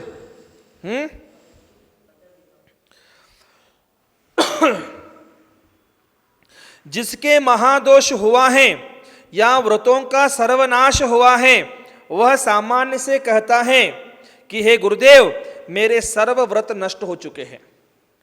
ಯಾವ ಶಪಕರದು ಸಂಪೂರ್ಣ ಮಹಾವ್ರತಗಳು ಏನಾಗಿದಾವ ಸರ್ವನಾಶ ಆಗಿದಾವ. ಸಾಮಾನ್ಯ ಸೇ ಕಹತಾ ಹೇ ಗುರುಗಳ ಹತ್ರ ಹೋಗಿ ಹೇಳ್ಕೊತಾರರು, ಹೇ ಗುರುದೇವ್ ನನ್ನ ಸಂಪೂರ್ಣ ಸರ್ವವ್ರತ ನಷ್ಟ ಹೋ ಚುಕೆ, ನನ್ನ ಎಲ್ಲ ವ್ರತಗಳು ಏನಾಗಿದಾವ नाश ಆಗಿದಾವ. आज से आपके द्वारा संयम को प्राप्त करना चाहता हूँ. ನನಗೇನು ಮಾಡ್ರಿ, ನನಗೆ ಪುನಃ ಸಂಯಮವನ್ನು ಕೊಟ್ಟು ನನ್ನ ಅಪರಾಧಗಳನ್ನೆಲ್ಲ ಏನು ಮಾಡಿ ದೂರ ಮಾಡಿ ಅಂತ ಹೇಳ್ತಾರೆ. ಇಲ್ಲಿ ಕೆಲವೊಂದು ಸರ್ತಿ ಘಟನೆಗಳಿಂಥವು ಆಗಿರ್ತಾವ. ಕೆಲವೊಬ್ಬರು ನಿರ್ಯಾಪಕ ಆಚಾರ್ಯರು ಮುನಿಗಳು ಇದ್ದರೂ ಸಹ, ಅವ್ರ ಆಚಾರ್ಯರಿದ್ದರೂ ಸಹ ಆಚಾರ್ಯ ಪದವನ್ನು ಬಿಟ್ಟು ಮುನಿಯಾಗಿ ಅವರು ಅಲ್ಲಿ ಸಂಘದಲ್ಲಿ ಬಂದಾಗ ಅವರು ದೋಷಗಳನ್ನು ತಿಳ್ಕೊಂಡು ಅವರಿಗೆ ಮತ್ತೆ ಪುನಃ ದೀಕ್ಷಾ ಸಂಸ್ಕಾರ ಮಾಡ್ತಿರ್ತಾರೆ. ಅವರಿಗೆ ಪುನಃ ದೀಕ್ಷಾ ಸಂಸ್ಕಾರ ಮಾಡಿ ಅವರನ್ನು ಶುದ್ಧ ಮಾಡಿ ಆಮೇಲೆ ಅಲ್ಲಿಂದ ಅವ್ರಿಗೆ ಸಲ್ಲೇಖನ ವ್ರತ ನಿಯಮ ಪ್ರಾರಂಭ ಮಾಡ್ತಿರ್ತಾರ ಅಂತ ತಿಳ್ಕೊಳ್ಬೇಕಿಲ್ಲಿ ಈ ಪ್ರಕಾರ. संयम करना चाहता हूँ. इस तरह अवधि आलोचना होती है. ಈ ಪ್ರಕಾರ ಅವಧಿ आलोचना ಇಲ್ಲಿ ಮಾಡ್ಕೊಳ್ಬೇಕಂತ ಹೇಳ್ತಾರೆ. जिस काल में जिस देश में जिस प्रकार से जो अपराध हुआ है, ಯಾವ ದೇಶದಲ್ಲಿ ಯಾ जिस प्रकार से ಯಾವ ಪ್ರಕಾರದಿಂದ ಯಾವ ಕಾಲದಲ್ಲಿ ನನ್ನಿಂದ ಅಪರಾಧಗಳಾಗಿದ್ದಾವ, उस काल में उस देश में उस प्रकार से ಆ ಕಾಲದಲ್ಲಿ ಆ ದೇಶದಲ್ಲಿ ಆ ಪ್ರಕಾರದಿಂದ उस दोषों को ಆ ದೋಷಗಳನ್ನು ಆಚಾರ್ಯಕ್ಕೆ ಸಮಕ್ಷ कहता हूँ. ಆ ಆಚಾರ್ಯರ ಹತ್ರ ನಾನು ಅವ್ರ ಸಮಕ್ಷವಾಗಿ ಹೇಳ್ತೀನಿ. ಯಹ ಪದ ವಿಭಾಗಿ ಆಲೋಚನಾ ಕಹಲಾತಿ ಹೇ. ಇದಕ್ಕೆ ಪದ ವಿಭಾಗಿ ಆಲೋಚನಾ ಅಂತ ಹೇಳ್ತಾರೆ. ಹಿಂಗೆ ಎರಡೂ ಪ್ರಕಾರದ ಆಲೋಚನೆಗಳನ್ನು ಇಲ್ಲಿ ತಿಳ್ಕೊಳ್ಬೇಕು. ಆಲೋಚನಾ ಮಾಯಾ ಶಲ್ಯಕೋ ಛೋಡ್ಕರ್ ಕರ್ನಿ ಚಾಹಿಯೇ. ಆಲೋಚನೆ ಮಾಡ್ಕೊಳ್ಳುವಾಗ ಮಾಯಾ ಶಲ್ಯವನ್ನು ಬಿಟ್ಟು ಮಾಡ್ಕೊಳ್ಬೇಕು. ಮಾಯಾ ಇಟ್ಕೊಂಡು ಒಳಗಡೆ ನೀವು ಮಾಡ್ತಿದ್ರಂದ್ರೆ ಏನೂ ಪ್ರಯೋಜನ ಇಲ್ಲ. ಸರಿದಿಲ್ರಿ? ಆಲೋಚನೆ ಏನಕ್ಕೆ ಮಾಡ್ಕೊಳ್ಬೇಕು ಹೇಳ್ರಿ? ಪ್ರಾಯಶ್ಚಿತ್ ಏನಕ್ಕೆ ತಗೊಳ್ಬೇಕು ಹೇಳ್ರಿ? ಪ್ರಾಯಶ್ಚಿತ್ ತಗೊಳ್ತೀವಲ್ಲ ನಾವು, ಏನಕ್ಕೆ ಪ್ರಾಯಶ್ಚಿತ್ ತಗೊಳ್ಬೇಕು? ಪ್ರಾಯಶ್ಚಿತ್ ಏನಕ್ಕೆ ತಗೊಳ್ಬೇಕು ಹೇಳ್ರಿ? ಪ್ರಾಯಶ್ಚಿತ್ ಏನಕ್ಕೆ ತಗೊಳ್ಬೇಕು ಹೇಳ್ರಿ? ಪ್ರಾಯಶ್ಚಿತ್ ಏನಕ್ಕೆ ತಗೊಳ್ಬೇಕು ಹೇಳ್ರಿ? ಬಹಳ ಸುಂದರ ಪ್ರಶ್ನೆ ಇದೆ ನಂದಿದು.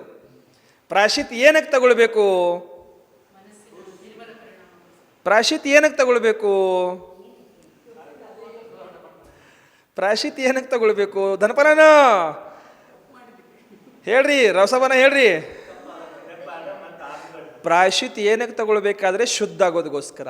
ಯಾವಾಗಿಂದ ಅದು ಪಡ್ಕೊಳ್ತದ್ರಲ್ಲ ಆಚಾರ್ಯ ಭಗವಂತರು. ಪರಿಣಾಮ ಆಯಿತು, ಶುದ್ಧ ಆಗಬೇಕು, ನೀವು ನಿಮ್ಮ ಆತ್ಮ ಶುದ್ಧ ಆಗಬೇಕು. ಶುದ್ಧ ಆಗೋದಕ್ಕೋಸ್ಕರ ಪ್ರಾಯಶ್ಚಿತ್ ತಗೊಳ್ಬೇಕಂತ ಹೇಳ್ರಿ. ಇಲ್ಲಿ ಕರ್ಮದ ನಿವಾರಣೆ ಆಗೋದ ನಂತರ ಇದು. ನೀವು ಮೊದಲು ಪ್ರಾಯಶ್ಚಿತ್ ತಗೊಂಡಾಗ ನಿಮ್ಮದು ಸಂಪೂರ್ಣ ವ್ರತಗಳನ್ನು ಏನನ್ನು ನೀವು ನಿಮ್ಮಿಂದ ಏನು ದೋಷಗಳಾಗಿದ್ದಾವ ಆ ದೋಷಗಳ ಆಲೋಚನೆ ಏನಕ್ಕೆ ಮಾಡ್ಕೊಳ್ಬೇಕಂದ್ರೆ ಶುದ್ಧಿಗೋಸ್ಕರ. ಶುದ್ಧಿ ಆದಾಗ ನಿಮ್ಮ ಪರಿಣಾಮ ನಿರ್ಮಲ ಆಗೋದು. ನಿಮ್ಮ ಪರಿಣಾಮ ನಿರ್ಮಲ ಆದಾಗ ನಿಮ್ಮ ಕರ್ಮಗಳು ಕ್ಷಯ ಆಗೋದು. ಅಲ್ಲಿವರೆಗಿಲ್ಲ.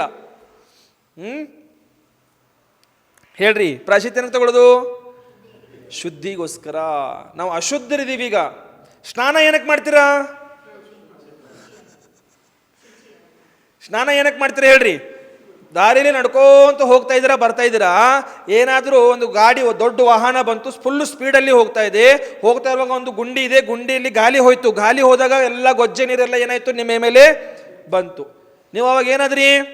ಅಶುದ್ಧರಾದ್ರಿ. ನೀವು ಅವಾಗ ಏನಾದ್ರಿ? ಅಶುದ್ಧರಾದ್ರಿ. ಅಥವಾ ಕಾಲು ಜಾರಿಯ ಗುಂಡಿಲಿ ನೀವೇ ಬಿದ್ರಿ, ಅಥವಾ ಕಾಲು ಜಾರಿ ನೀವು ಆ ಗುಂಡಿಯಲ್ಲಿ ನೀವೇ ಬಿದ್ರಿ, ಅಥವಾ ಬೇಕಂತ ಹೋಗಿ ಆ ಗುಂಡಿಲಿ ನೀವೇ ಜಿಗಿದಾಡ್ತಾ ಇದ್ದೀರಾ. ಸಣ್ಣ ಮಕ್ಕಳ ಥರ. ಸಣ್ಣ ಮಕ್ಕಳು ಆಟ ಆಡ್ತಿರ್ತಾವೆ ನೋಡ್ರಿ, ಗುಂಡಿಲಿ ನೀರಲ್ಲಿ ಜಿಗಿಯೋದು ಹೇಳೋದು, ಕೊಂಡೋದು, ಮಲಗೋದು ಎಲ್ಲ ಮಾಡ್ತಿರ್ತಾವ.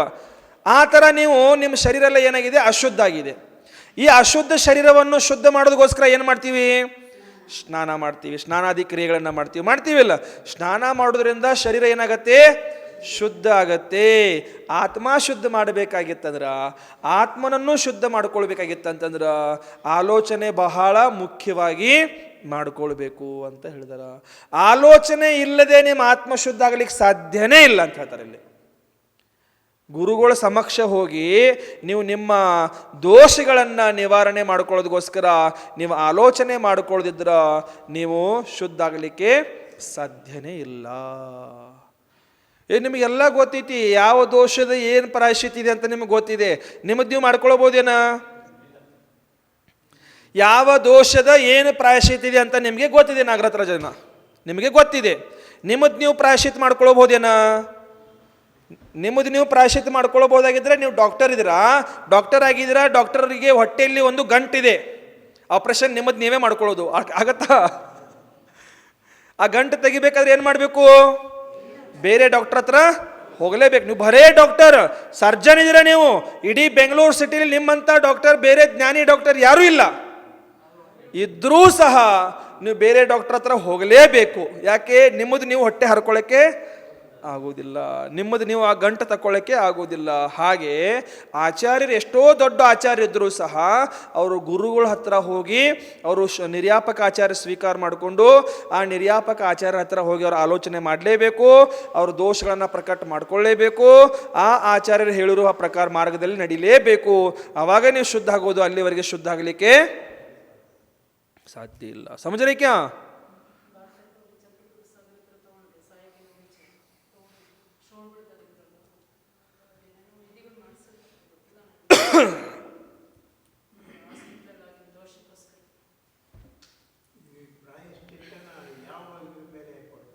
ಬೇಸ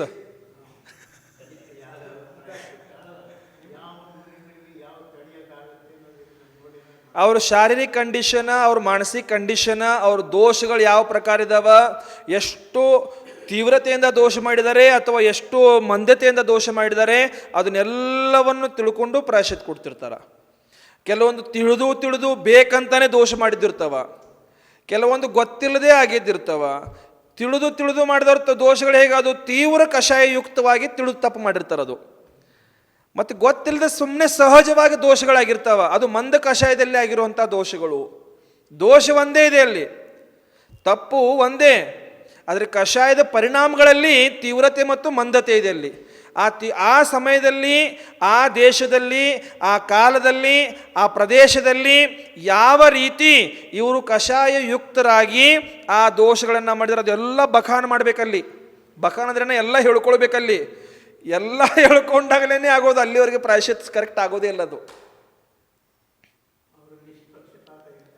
ಆಚಾರ್ಯ ಅದಕ್ಕೆ ಹೇಳಿದ ಗುರು ಅಂದರೆ ಗುರುನೇ, ಅದು ನಿಷ್ಪಕ್ಷರಾಗಿರ್ಬೇಕು ಅವರು. ಗುರು ಅಂದರೆ ಗುರುವಲ್ಲಿ ಯಾರ ಮೇಲೆ ಮೋಹ, ಯಾರ ಮೇಲೆ ರಾಗ, ಯಾರ ಮೇಲೆ ದ್ವೇಷ, ಯಾರ ಮೇಲೆ ಕೋಪ, ಯಾರ ಮೇಲೆ ಕಷಾಯ ಏನೂ ಇರಲ್ಲ. ಅಲ್ಲಿ ನಿಷ್ಪಕ್ಷವಾಗಿ ಇರಲೇಬೇಕು ಗುರುಗಳು. ಅಂತಹ ಗುರುಗಳ ಹತ್ರನೇ ಪ್ರಾಯಶ್ಚಿತ್ತ ಮಾಡ್ಕೊಳ್ಬೇಕಂತ ಹೇಳ್ಯಾರ. ಅದಕ್ಕೆ ಸಂಘ ಬಿಟ್ಟು ಬೇರೆ ಸಂಘದಲ್ಲಿ ಹೋಗ್ಲಿಕ್ಕೆ ಹೇಳ್ಯಾರ ಅವರಿಗೆ, ನಿರ್ಯಾಪಕಾಚಾರ ನೋಡಿಕೊಂಡು ಅಂತ. ಶಪಕರು ದೀಕ್ಷಾ ತಗೊಂಡ ಶಪಕರು, ಇದು ಸಲ್ಲೇಖನ ತಗೊಳ್ಬೇಕನ್ನುವಂಥ ಶಪಕರು ಅವರು ಬೇರೆ ಸಂಘದಲ್ಲಿ ಏನಕ್ಕೆ ಹೋಗ್ಬೇಕಂತಂದ್ರೆ ಇದೇ ಕಾರಣದಿಂದ ಹೋಗ್ಬೇಕಂತ ಹೇಳ್ಯಾರ. ನಿಷ್ಪಕ್ಷವಾಗಿ ನಿಮಗೆ ಅಲ್ಲಿ ಎಲ್ಲ ಪ್ರಕಾರದ ಸುವಿಧೆಗಳು ನಿಮಗೆ ಸಿಗಬೇಕು.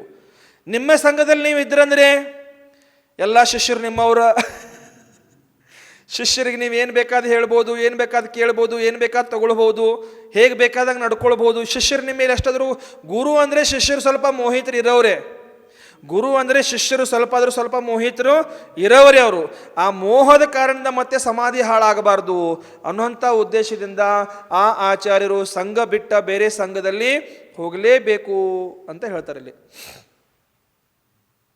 ಹೆಂಗೆ ಮಾಡೋದು ಹೇಳ್ರಿ?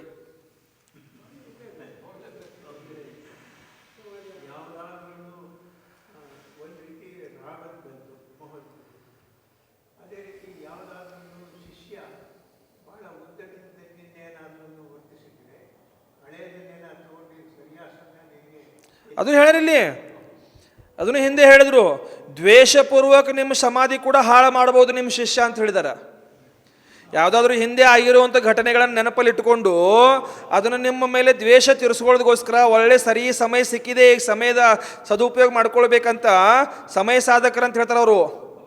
ಸಮಯ ಸಾಧಕರು ಅವ್ರು ಸರಿಯಾಗಿ ನಿಮ್ಮ ಮೇಲೆ ಅದನ್ನು ನಿಮ್ಮ ಸಮಾಧಿ ಹಾಳು ಮಾಡೋದಕ್ಕೂ ಅವರು ಕೂಡ ಉಪಯುಕ್ತ ಆಗ್ಬೋದು ಅಂತ ಇಲ್ಲಿ ಹೇಳ್ತಾರೆ. ಅದನ್ನು ಹಿಂದೆ ಹೇಳಿದ್ರೆ. ಈಗ ಈ ಪ್ರಕಾರ ನೋಡ್ರಿ ಹೆಂಗೆ ಮಾಡೋದು ಹೇಳ್ರಿ? ಆಚಾರ್ಯಗಳನ್ನು ಹುಡ್ಕೊಂಡು ಹೋಗಲೇಬೇಕು. ನಾವು ಅದನ್ನೇ ಹೇಳ್ತಾ ಇದ್ವಿ ಜಯಂತಿ ಅಮ್ಮಗ, ಆಚಾರ್ಯಗಳನ್ನ ಹುಡ್ಕೊಂಡು ಹೋಗಿಬಿಡ್ರಿ ಅಂತಿನ್ನ, ಸಾಕು ಸಹವಾಸ ನಿಮ್ಮದಂತ. ಅವ್ರಿಗೆ ಹೇಳಿದೆ, ಆಚಾರ್ಯಗಳು ಕುಂತಲಗಿರಿಲಿ ಇದ್ದಾರೆ, ಈಗ ಹುಡ್ಕೊಂತ ಹೋಗಿಬಿಡ್ರೆ ಕಡೆ ಅಂತ. ಚಂದ್ರಪ್ರಭು ಸಾಗರ್ ಮಹಾರಾಜರು ಕುಂತಲಗಿರಿಲಿದ್ದಾರ, ಹೋಗಿಬಿಡ್ರ ಕಡೆ ಅಂತ ಹೇಳ್ತಾ ಇದ್ದೇನೆ ಅವರಿಗೆ. ಇವ್ರಿಗೆ ಅಲ್ಲಿ ಹೋಗ್ರಂತ ಹೇಳ್ತಾ ಇರುವಾಗ ನಿಮ್ಮ ಅಶೋಕನ ನನ್ನ ಕೊರಳಲ್ಲಿ ಹಾಕ್ತಾ ಇದಾರ. ಈ ಅಶೋಕ ಇದಾರಲ್ಲ, ಆ ಅಶೋಕನ ನನ್ನ ಕೊಳ್ಳಲ್ಲಿ ಹಾಕ್ತಾ ಇದಾರೆ ಇವರೆಲ್ಲರೂ ಸೇರ್ಕೊಂಡು. ಅವ್ರು ದೀಕ್ಷಾ ತಗೊಳಕ್ಕೆ ರೆಡಿ ಇದಾರೆ, ನೀವು ದೀಕ್ಷಾ ಕೊಡಿ ಅಂತ. ಅವ್ರಿಗೆ ದೀಕ್ಷಾ ಕೊಟ್ಟ ನಾನು ಪರದಾಡಬೇಕಿಲ್ಲಿ.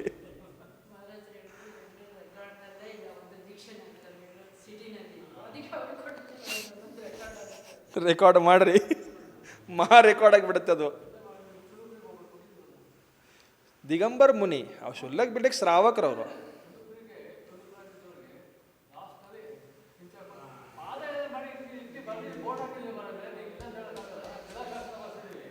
ನೀವು ಬರೆಸ್ತೀರ, ಏನು ಬೇಕಾದ್ ಬರೆಸ್ತೀರಾ,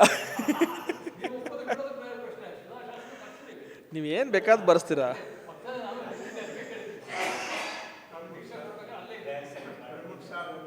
ನಿಮ್ಮ ಊರವ್ರು ಹೇಳ್ತಾ ಇರೋದು, ನಾನು ಬೆಂಗಳೂರದವ್ರದ್ದು ಹೇಳ್ತಾ ಇರೋದು. ನೀವೇನು ಬೇಕಾದ ಬರೀತೀರ.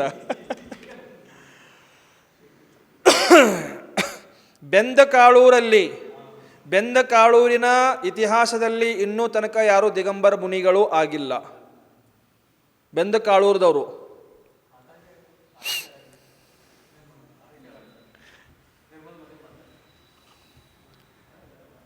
ಎಲ್ಲಿ ಹೋಯ್ತು? माया बंत नोड्री ಈಗ. जिस प्रकार कांटे के लग जाने पर ಸರ್ವಾಂಗ ವ್ಯಾಪಿ ವೇದನಾ ಹೋತಿ ಹೇ, ಯಾವ ರೀತಿ ಅಂತಂದರೆ ಒಂದು ಮುಳ್ಳು ಚುಚ್ಚಿದಾಗ ಸಂಪೂರ್ಣ ಶರೀರದಲ್ಲಿ ಏನಾಗುತ್ತೆ, ವೇದನಾ ಆಗ್ತಾ ಇರುತ್ತೆ. और उसके निकाल देने पर शल्य रहित सुख होता है, ಅದೇ ಆ ಮುಳ್ಳನ್ನು ತೆಗೆದು ಬಿಟ್ಟರೆ ಏನಾಗುತ್ತೆ, ಕಾಲಿಂದ ಸುಖ ಸಿಕ್ಬಿಡುತ್ತೆ. ಸಂಪೂರ್ಣ ಸುಖದ ಶರೀರದಲ್ಲಿ ಏನಾಗುತ್ತೆ, ಸುಖದ ಅನುಭವ ಆಗುತ್ತೆ. उसी प्रकार माया, मिथ्या और निदान शल्य से युक्त मुनि दुख से व्याकुलित मन वाला हो जाता है. ಅದೇ ರೀತಿ ಮಾಯಾ, ಮಿಥ್ಯಾ ಮತ್ತು ನಿಧಾನ ಶಲ್ಯದಿಂದ ಯುಕ್ತ ಆಗಿರುವಂತಹ ಮುನಿಗಳು ದುಃಖದಿಂದ ವ್ಯಾಕುಲಿತ ಮನಸ್ಸಿನಿಂದ ಸಹಿತರಾಗಿರ್ತಾರ.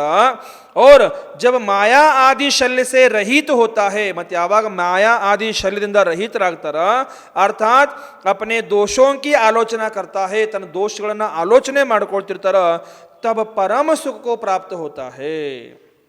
ಅವಾಗ ಏನಾಗುತ್ತೆ, ಅವರಿಗೆ ಪರಮ ಸುಖದ ಪ್ರಾಪ್ತಿ. ಮುಳ್ಳು ಚುಚ್ಕೊಂಡಿದಾರ, ಕಾಲಿಗೆ ಮುಳ್ಳು ಚುಚ್ಕೊಂಡಿದಾರ, ಸುಖ ಬೇಡ್ತಾ ಇದಾರೆ. ಹೆಂಗ್ ಸಿಗಕ್ಕೆ ಸಾಧ್ಯ ಹೇಳ್ರಿ? ಶಲ್ಯ ಅಂತಂದ್ರೆ ಒಂದು ಮುಳ್ಳಿನ ಥರ, ಅದು ಕಾಲಲ್ಲಿ ಮುಳ್ಳು ಇದೆ, ಮತ್ತು ಸುಖ ಬೇಕಂದ್ರೆ ಹೆಂಗೆ ಸಿಗಕ್ಕೆ ಸಾಧ್ಯ ಇದೆ? ಅದು ಯಾವಾಗ ಆ ಮುಳ್ಳನ್ನು ಕಿತ್ತಿ ಬಿಸಾಡ್ತಾರ, ಆವಾಗ ಅವ್ರಿಗೆ ಸಂಪೂರ್ಣ ಸರ್ವಾಂಗದಲ್ಲಿ ಒಂದು ಸುಖದ ಅನುಭವ ಆಗುತ್ತದೆ. ಅದೇ ಪ್ರಕಾರ ಮನಸ್ಸಿನಲ್ಲಿ ಮಾಯಾ, ಮಿಥ್ಯಾ ಮತ್ತು ನಿಧಾನ ಶಲ್ಯಗಳನ್ನೇನಿದಾವಲ್ಲ, ಈ ಮೂರೂ ಶಲ್ಯಗಳನ್ನು ತೆಗೆದು ಬಿಸಾಡಬೇಕು. ಶುದ್ಧ ಮನಸ್ಸಿನಿಂದ ನಾವೇನು ಮಾಡಬೇಕಲ್ಲಿ? ಅರ್ಥಾತ್ ಅಪನೆ ದೋಷಂಕೋ, ತಮ್ಮ ದೋಷಗಳನ್ನು ಗುರುಗಳ ಮುಂದೆ ಆಲೋಚನೆ ಮಾಡಿಕೊಂಡಿವೆ ಅಂತಂದ್ರೆ ಅವಾಗ ನಿಮಗೆ ಪರಮ ಸುಖದ ಪ್ರಾಪ್ತಿ ಖಂಡಿತ ಆಗುತ್ತದೆ. ಪರಮ ಸುಖದ ಪ್ರಾಪ್ತಿ ಮಾಡ್ಕೊಳ್ಬೇಕಾದ್ರೆ ಮುಳ್ಳನ್ನು ಮೊದಲು ಕಿತ್ತಿ ಬಿಸಾಡಬೇಕು ನೋಡ್ರಿ. ಒಳ ಒಂದು ಇಟ್ಕೊಳ್ಳೋದು, ಹೊರಗೊಂದು ಹೇಳೋದು ಏನೂ ಪ್ರಯೋಜನ ಇಲ್ಲ. ಏನ್ರಿ? ಹಾ,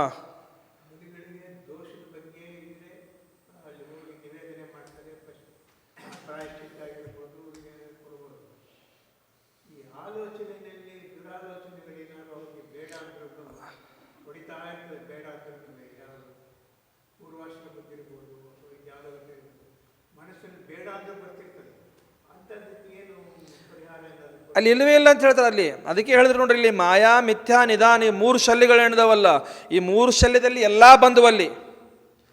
ಇವು ಒಳಗಡೆ ನೀವು ಇಟ್ಟುಕೊಂಡು ಏನಾದರೂ ಮಾಡ್ಕೊಳ್ಬೇಕಂತಂದ್ರೆ ಅದು ಯಾವತ್ತೂ ಸಾಧ್ಯ ಇಲ್ಲ, ಇಲ್ಲವೇ ಇಲ್ಲ. ಅದು ಇವೆಲ್ಲ ಬಿಡಲೇಬೇಕು ನೀವು ಮನಸ್ಸಿನಿಂದ, ಒಳಗಡೆಯಿಂದ. ಇವೆಲ್ಲ ಮೂರು ನಿಧಾನಗಳ, ಮಾಯಾ, ಮಿಥ್ಯಾ, ನಿಧಾನ ಶಲ್ಯಗಳೇನಿದಾವಲ್ಲ, ಈ ಶಲ್ಯಗಳನ್ನು ಬಿಡಲೇಬೇಕು. ನೀವು ಶಲ್ಯದಿಂದ ರಹಿತರ ಆದರಂದ್ರೇನೆ ನಿಮಗೆ ಸುಖದ, ಪರಮ ಸುಖದ ಪ್ರಾಪ್ತಿಯಾಗೋದಿದೆ. ಅಲ್ಲಿ ತನಕ ಇಲ್ಲ.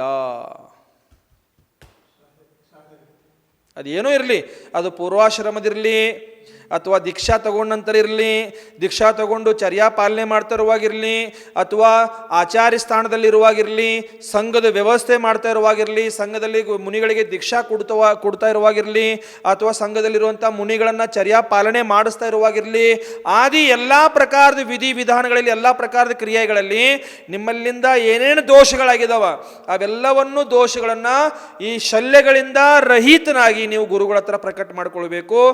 ಏನಾದರೂ ಒಂದು ಸ್ವಲ್ಪ ಒಳಗಡೆ ಇಟ್ಕೊಂಡು ನೀವೇನಾದರೂ ಮಾಡ್ತಿದ್ರು ಸಹ ಅಲ್ಲಿ ನಿಮಗೆ ಪರಮ ಸುಖದ ಪ್ರಾಪ್ತಿ. ಅಯ್ಯೋ ಇದು ಶಲ್ಯಂತೂ ಬಿಡಿ, ಶಲ್ಯಂತೂ ಬಹಳ ದೂರದ ವಿಷಯ, ಶಲ್ಯಂತೂ ಬಹಳ ದೂರದ ವಿಷಯ. ಬಾಹುಬಲಿ ಮುನಿಗಳಿಗೆ ಬರೇ ವಿಕಲ್ಪ ಇತ್ತು, ಶಲ್ಯ ಅಲ್ಲದು, ಬರೇ ವಿಕಲ್ಪ ಇತ್ತು. ಬರೇ ಒಂದು ವಿಕಲ್ಪ ಏನಿತ್ತಂತಂದ್ರೆ, ನಾನು ಇದು ನಿಂತಿರೋ ಭೂಮಿ ಸಹ ಭರತನ ಭೂಮಿ. ವಿಕಲ್ಪ ಮನಸ್ಸಲ್ಲಿ ಬರೆಯುತ್ತೆ ಅವರಿಗೆ, ಬಾಹುಬಲಿ ಮುನಿಗಳಿಗೆ. ನಾನು ನಿಂತಿರುವಂಥ ಭೂಮಿ ಸಹ ಯಾರ್ದಿದೆ? ಇದು ಭರತನಿದೆ, ಅಣ್ಣನಿದೆ.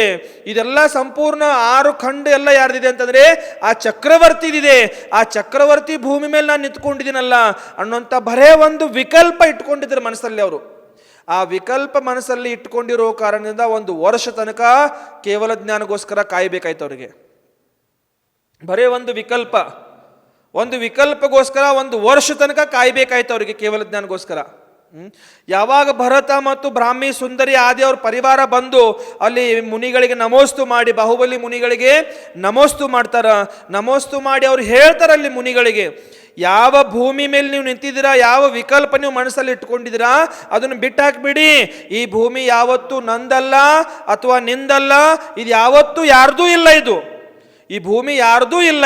ಈ ಭೂಮಿ ಶಾಶ್ವತ ಇದೆ, ಅನಾದಿ ಕಾಲದಿಂದ ಇದೆ, ಅನಂತ ಕಾಲದವರೆಗಿರುತ್ತೆ. ನಾನು ಇವಾಗ ಇದ್ದೀನಿ, ನನ್ನ ಹೆಸರಿದೆ, ನಾಳೆ ಇನ್ನೊಬ್ಬ ಬರ್ತಾನೆ, ಅವನ ಹೆಸರಾಗತ್ತೆ. ಇದು ಆ ವಿಕಲ್ಪ ಮನಸ್ಸಿನಿಂದ ತೆಗೆದು ಬಿಟ್ಟುಬಿಡಿ.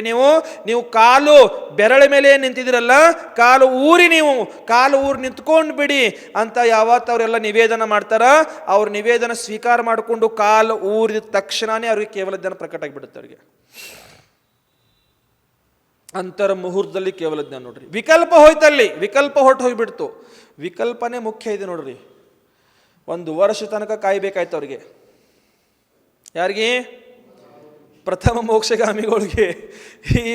ಈ ವರ್ತಮಾನ ಕಾಲದ ಪ್ರಥಮ ಮೋಕ್ಷಗಾಮಿ ಬಾಹುಬಲಿ ಭಗವಂತರಿಗೆ 1 ವರ್ಷ ತನಕ ಕಾಯ್ಬೇಕಾಯ್ತು. ನಾವ್ಯಾವ ಮರದ ಎಲೆಗಳು ಹೇಳ್ರಿ?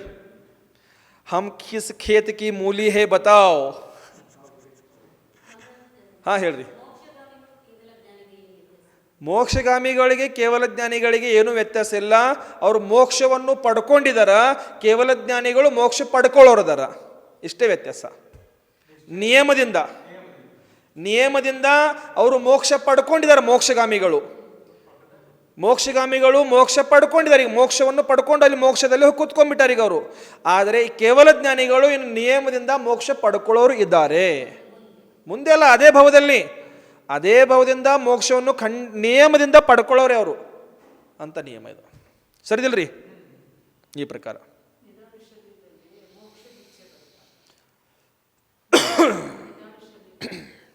ಅದು ಬರುತ್ತೆ.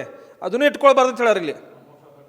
ನನಗೆ ಮೋಕ್ಷ ಸಿಗಲಿ, ಅದನ್ನು ಇಟ್ಕೊಳ್ಬಾರ್ದು ಅಂತ ಹೇಳಾರ ಇಲ್ಲಿ. ಮೋಕ್ಷ ಸಿಗಲಿ, ಪರಮ ಸುಖ ಸಿಗಲಿ, ಕೇವಲ ಜ್ಞಾನ ಸಿಗಲಿ, ಇದು ಯಾವುದು ಇಟ್ಕೊಳ್ಳಂಗಿಲ್ಲ. ನೀವು ನಿಮ್ಮ ಆತ್ಮದಲ್ಲಿ ಮಾತ್ರ ಕೂತ್ಕೊಳ್ಳೋದಂತ ಹೇಳ್ರಿ ಇಲ್ಲಿ. ಮೋಕ್ಷಾಪೇಕ್ಷನು ಸ್ವರ್ಗಾಪೇಕ್ಷನು ಶಲ್ಯನೇವ. ಮೋಕ್ಷದ ಅಪೇಕ್ಷೆ ಇಟ್ಕೊಳ್ಳೋದು ಕೂಡ ಶಲ್ಯ ಇದೆ, ಸ್ವರ್ಗದ ಅಪೇಕ್ಷೆ ಇಟ್ಕೊಳ್ಳೋದು ಕೂಡ ಶಲ್ಯ ಇದೆ. ಎಲ್ಲ ಶಲ್ಯನೇವ. ಯಾವುದೂ ಅಪೇಕ್ಷೆಗಳು ಇಟ್ಕೊಳ್ಬಾರ್ದು ಅಂತ ಹೇಳಿರಲಿ. ನೀವು ಮಾತ್ರ ನಿಮ್ಮ ಆತ್ಮದಲ್ಲಿ ಲೀನರಾಗಿ ಬಿಡಿ. ಕರ್ಮಗಳು ಆಟೋಮೆಟಿಕ್ ಕ್ಷಯ ಹಾಕೊಂತ ಹೋಗ್ತಿದ್ದಾವೆ. ಇಲ್ಲಿ ಕರ್ಮಗಳು ಕ್ಷಯ ಆಗಲಿ ಅಂತ ಕೂಡ ಅಪೇಕ್ಷೆ ಇಟ್ಕೊಳ್ಬೇಡಿ. 8 ಕರ್ಮಗಳು ಏನಿದಾವಲ್ಲ, 148 ಕರ್ಮ ಪ್ರಕೃತಿಗಳು ಏನಿದಾವಲ್ಲ, ಸಂಖ್ಯಾತ ಅಸಂಖ್ಯಾತ ಅನಂತ ಏನು ಕರ್ಮ ಪ್ರಕೃತಿಗಳು ನಮ್ಮಲ್ಲಿ ಇದಾವಲ್ಲ, ಇವೆಲ್ಲ ನಾಶ ಆಗಲಿ ಅಂತ ಕೂಡ ಅಪೇಕ್ಷೆ ಇಟ್ಕೊಳ್ಬೇಡಿ ಅಂತ ಹೇಳಿರಿ ಇಲ್ಲಿ ಅವರು. ಅವು ಆಟೋಮೆಟಿಕ್ ಆಗ್ತಾ ಹೋಗ್ತಿದ್ದಾವ. ಅವು ಆಟೋಮೆಟಿಕ್ ಕರ್ಮಗಳು ಕ್ಷಯ ಹಾಕೊಂತ ಹೋಗ್ತಾ ಇದ್ದಾವ. ನೀವು ಮಾತ್ರ ನಿಮ್ಮಲ್ಲಿ ಲೀನರಾಗಬೇಡಿ. ನಿಮಗೇನು ಹೇಳ್ಯಾರ? ಸುಮ್ಮನೆ ಕುಂಡ ಕೇಳ್ಯಾರ ನೋಡ್ರಿ. ಅದೇ ದೊಡ್ಡ ಕಷ್ಟದ ಕಾರ್ಯ ಇದೆ. ಸುಮ್ಮನೆ ಕೂತ್ಕೊಳ್ಳೋದೇ ದೊಡ್ಡ ಕಷ್ಟದ ಕಾರ್ಯ. ಕರ್ಮಗಳನ್ನು ಕ್ಷಯ ಮಾಡೋಕ್ಕೂ ಕೂಡ ಪುರುಷಾರ್ಥ ಮಾಡಬೇಡಿ ಅಂತ ಹೇಳ್ಯಾರ ಅವರು. ಕರ್ಮಗಳನ್ನು ಕ್ಷಯ ಮಾಡೋದಕ್ಕೋಸ್ಕರನೂ ಪುರುಷಾರ್ಥ ಮಾಡಕ್ಕೆ ಹೋಗಬೇಡಿ. ಸುಮ್ಮನೆ ನಿಮ್ಮಲ್ಲಿ ನೀವು ಕುತ್ಕೊಂಡ್ಬಿಡಿ, ಅವು ಆಟೋಮೆಟಿಕ್ ಕ್ಷಯ ಹಾಕ್ಕೊಂತ ಹೊಂಟಾವ, ಉದುರ್ಕೊಂತ ಹೋಗ್ತಾವ ಕರ್ಮಗಳು ಆಟೋಮೆಟಿಕ್ ಉದುರ್ಕೊಂತ ಜಡ್ ರಹೇ ಅಂತ ಹೇಳ್ತಾರೆ ಹಿಂದಿಯಲ್ಲಿ. ಅದಕ್ಕೆ ಕರ್ಮ ಅಪನೆ ಆಪ್ ಜಡ್ ರಹೇ ಹೇ. ಕರ್ಮಗಳು ನಿಮ್ಮ ಆಟೋಮೆಟಿಕ್ ಎಲ್ಲ ಏನಾಗ್ತಾ ಉದುರ್ತಾ ಇದಾವ. ನಿಮ್ಮ ಆ ಆತ್ಮ ಮೇಲೆ ಏನೋ ಆವರಣ ಆಗಿದೆ, ಆ ಆವರಣ ಆಟೋಮೆಟಿಕ್ ಏನಾಗ್ತಾ ಇದೆ, ಬಿಚ್ಚಿ ಹೋಗ್ತಾ ಇದೆ ಅಂತ ಹೇಳ್ತಾರೆ ಅಲ್ಲಿ. ಪುರುಷಾರ್ಥ ಯಾವುದು ಬೇಕು? ಸುಮ್ಮನೆ ಕುಂಡೋದು, ಯಾರ್ದು ಏನು ವಿಕಲ್ಪ ಇಟ್ಕೊಳಂಗಿಲ್ಲ. ಅವರ ಮಾಡ್ಬೇಕು ನೋಡ್ರಿ. ಶ್ರಾವಕರಿಗೆ ನಿಮಗೆ ದೀಕ್ಷಾ ತಗೊಳ್ಬೇಕು, ನೀವು ಪುರುಷಾರ್ಥ ಮಾಡಬೇಕು. ದೀಕ್ಷಾದು ಶ್ರಾವಕರು ಏನು ಪುರುಷಾರ್ಥ ಮಾಡಬೇಕು? ದೀಕ್ಷಾ ತಗೊಳ್ಳೋದು ಪುರುಷಾರ್ಥ ಮಾಡಬೇಕು. ದೀಕ್ಷಾ ತಗೊಂಡ ನಂತರ ಸುಮ್ಮನೆ ಕುಂಡೋದು ಪುರುಷಾರ್ಥ ಮಾಡಬೇಕು. ಇದೇ ದೊಡ್ಡ ಕಷ್ಟದ ಕಾರ್ಯಕ್ಕಿದೆ. ಎಲ್ಲ ವ್ರತ ಪೂಜೆ ಎಲ್ಲ ನೀವೇನು ಮಾಡ್ತಿದ್ರಲ್ಲಮ್ಮ, ಅಶುಭದಿಂದ ಶುಭದಲ್ಲಿ ಬರೋದಕ್ಕೋಸ್ಕರ ಅಷ್ಟೇ. ಅಶುಭದಿಂದ ಶುಭದಲ್ಲಿ ಬರೋದಕ್ಕೋಸ್ಕರ ಮಾಡ್ತಾ ಇರುವಂಥ ಕ್ರಿಯೆಗಳಿವೆಲ್ಲ. ದೇವ ಪೂಜೆ, ಗುರುಪಾಸ್ತಿ, ಸ್ವಾಧ್ಯಾಯ, ಸಂಯಮ, ತಪ, ದಾನ, ಇವೇನು ಷಟಕ್ರಿಯೆಗಳಿದಾವಲ್ಲ, ಅಶುಭ ಪ್ರವೃತ್ತಿಯಿಂದ ಶುಭ ಪ್ರವೃತ್ತಿಯಲ್ಲಿ ಬರೋದಕ್ಕೋಸ್ಕರ ಪ್ರಯತ್ನ ಮಾತ್ರ ಇದು. ಅಶುಭ ಕರ್ಮಗಳನ್ನು ಏನು ಆಶೀರ್ವಾದ ಮಾಡ್ಕೊಳ್ತಾ ಇದ್ದೀರಾ, ಆ ಅಶುಭ ಕರ್ಮಗಳನ್ನು ಅಲ್ಲಿ ಸಂವರ ಮಾಡಿದ್ರಿ, ಶುಭ ಕರ್ಮಗಳನ್ನು ಆಶೀರ್ವಾದ ಮಾಡ್ಕೊಳ್ತಾ ಇದ್ದೀರಾ, ಇಷ್ಟೇ. ಇನ್ನು ಶುಭದಿಂದ ಶುದ್ಧಕ್ಕೆ ಹೋಗ್ಬೇಕು ನೀವು. ಶುಭದಿಂದ ಎಲ್ಲಿಗೆ ಹೋಗಬೇಕು? ಶುದ್ಧಕ್ಕೆ ಹೋಗಬೇಕಾದ್ರೆ ಮುನಿ ಆಗಬೇಕು. ಮುನಿಯಾಗಿ ಸುಮ್ಮನೆ ಕೂತ್ಕೊಳ್ಬೇಕು. ಮುನಿಯಾಗಿ ಸುಮ್ಮನೆ ಕೂರೋದು ಕಷ್ಟನಾ? ಅದಕ್ಕಿಂತ ಸುಲಭವಾದ ಕೆಲಸ ಬೇರೆ ಯಾವುದೂ ಇಲ್ಲ. ಮುನಿಯಾಗಿ ಸುಮ್ಮನೆ ಕೊಂಡು ಏನು ಕೆಲಸ ಇದೆ ಹೇಳೋರಿಗೆ? ಏನು ದುಡಿಲಿಕ್ಕೆ ಹೋಗಬೇಕು, ಏನು ಸಂಪಾದನೆ ಮಾಡಕ್ಕೆ ಹೋಗಬೇಕು, ಏನು ಮನೆ ನಡೆಸಬೇಕು, ಏನು ಕುಟುಂಬ ಇದೆಯೋ, ಪರಿವಾರ ಇದೆಯೋ, ಏನಿದೆ ಅವರಿಗೆ? ಏನೂ ಇಲ್ಲ. ಒಬ್ಬರೇ ಇದ್ದವರು. ಏಕ ಆತ್ಮ ಜೈಸಾ ಹೇ ವೈಸೇ ಹೇ ಏಕೀ ಹೇ. ಒಬ್ಬರೇ ಇದ್ದಾರೆ. ಅವ್ರಿಗೆ ಏನು ಯಾವುದೂ ಅಪೇಕ್ಷೆ, ಆಕಾಂಕ್ಷೆ, ಆಸೆ ಯಾವುದೂ ಏನೂ ಇಲ್ಲ ಅಲ್ಲಿ. ಅವಾಗ ಅವ್ರು ಸುಮ್ಮನೆ ಕುಂಡಕ್ಕೆ ಏನು ಕಷ್ಟ ಇದೆ ಅವ್ರಿಗೆ? ಆದರೂ ಕೂಡ ಕುಂಡಂಗಿಲ್ಲ ನಾವು.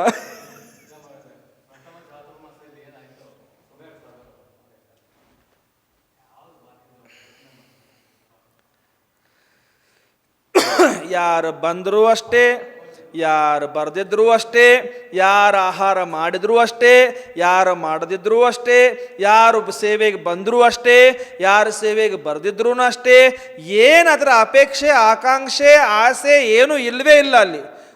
ಅವರು ತಮ್ಮಲ್ಲಿ ತಾವು ಲೀನರಾಗಿ ಬಿಟ್ರಂದ್ರೆ ಅವ್ರಿಗೆ ಕೇವಲ ಜ್ಞಾನ ಆಯಿತು. ಅಂತರ ಮುಹೂರ್ತದಲ್ಲಿ ರೀ ಏನು ಹೇಳ್ಯಾರ? ಅಂತರ ಮುಹೂರ್ತ ನೀವು ಸುಮ್ಮನೆ ಕೂತ್ಕೊಂಡ್ಬಿಡ್ರಿ, ನಿಮಗೆ ಈ ಪಂಚಮ ಕಾಲದಲ್ಲಿ ಕೂಡ ಕೇವಲ ದಿನ ಆಗಬಹುದು ಅಂತ ಹೇಳ್ತಾರ.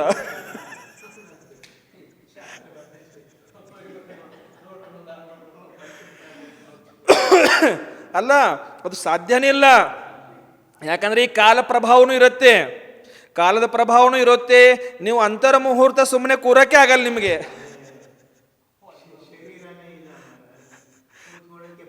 ಅದಕ್ಕೆ ಅವ್ರು ಹೇಳಿದ್ದು ಆಚಾರ್ಯ, ಅದಕ್ಕೆ ಹೇಳ್ತಾರ, ಈ ಪಂಚಮ ಕಾಲದಲ್ಲಿ ನೀವು ಅಂತರ ಮುಹೂರ್ತ ಸುಮ್ಮನೆ ಕೂತ್ಕೊಂಡ್ರೂ ಸಾಕು, ನಿಮಗೆ ಕೇವಲ ಜ್ಞಾನ ಪ್ರಕಟ ಆಗಬಹುದು ಅಂತ ಹೇಳ್ತಾರೆ ಅವರು. ಆದರೆ ಸುಮ್ಮ ಕೂತ್ಕೊಳ್ಳೋಕೆ ಆಗೋದೇ ಇಲ್ಲ, ಇಲ್ಲಿ ಸಾಧ್ಯನಿಲ್ಲ. ಯಾಕಂದರೆ ಗುಣಸ್ಥಾನ ಮೇಗೆ ಏರೋದೇ ಇಲ್ಲ. ಗುಣಸ್ಥಾನ ಮೇಲೆ ಏರಬೇಕಾದ್ರೆ ನಿಮ್ಮ ಪರಿಣಾಮ ಆ ರೀತಿ ಇರಲ್ಲ. ಪರಿಣಾಮದಲ್ಲಿ ನೀವು ಏರಬೇಕು. ಪರಿಣಾಮದಲ್ಲಿ ಏರಿದಾಗ ನಿಮ್ಗೆ ಗುಣಸ್ಥಾನ ಏರ್ತಾವ. ಗುಣಸ್ಥಾನ ಏರ್ಕೊಂತ ಹೋದಾಗ ನಿಮಗೆ ಕೇವಲ ಜ್ಞಾನ ಪ್ರಕಟ ಆಗತ್ತೆ. ಎಲ್ಲ ದುಷ್ಪ್ರಭಾವದಲ್ಲಿ ಬೆಳೀತಾ ಇದೆ ನೋಡ್ರಿ. ನಾವು ದುಷ್ಪ್ರಭಾವದಲ್ಲಿ ಬೆದಕ್ತಾ ಇದ್ದೀವಿ. ಅದಕ್ಕೆ ನಮಗೆ ಮುಂದೆ ಬೆಳಿಲಿಕ್ಕೆ ಅವಕಾಶ ಆಗ್ತಾ ಇಲ್ಲ. ಏನು ಮಾಡೋದ್ರಿ?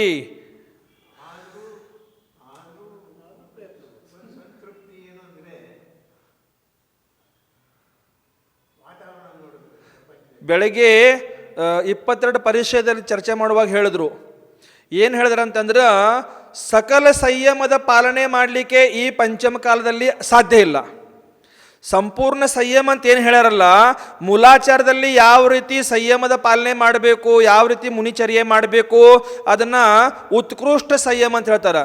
ಆ ಉತ್ಕೃಷ್ಟ ಸಂಯಮದ ಪಾಲನೆ ಮಾಡಲಿಕ್ಕೆ ಈ ಪಂಚಮ ಕಾಲದಲ್ಲಿ ಸಾಧ್ಯ ಇಲ್ಲ.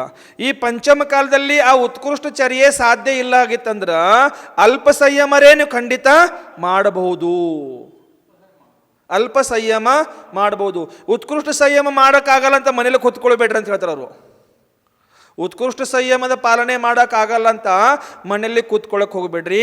ಅಲ್ಪ ಸಂಯಮದ ಪಾಲನೆ ಮಾಡೋಕ್ಕಾರ ಒಂದು ಅವಕಾಶ ಇದೆ. ಆ ಅವಕಾಶ ನೀವೇನು ಮಾಡ್ಕೊಳ್ಳಿ, ಪ್ರಾಪ್ತಿ ಸದುಪಯೋಗ ಮಾಡ್ಕೊಳ್ಳಿ ಅಂತ ಹೇಳ್ತದ್ರಿ. ಇಲ್ಲಿ ಏನು ಮಾಡೋದು ಹೇಳ್ರಿ? ಮಾಡ್ಕೊಳ್ತೀರಾ? ಯಾವಾಗ ಯಾವಾಗ?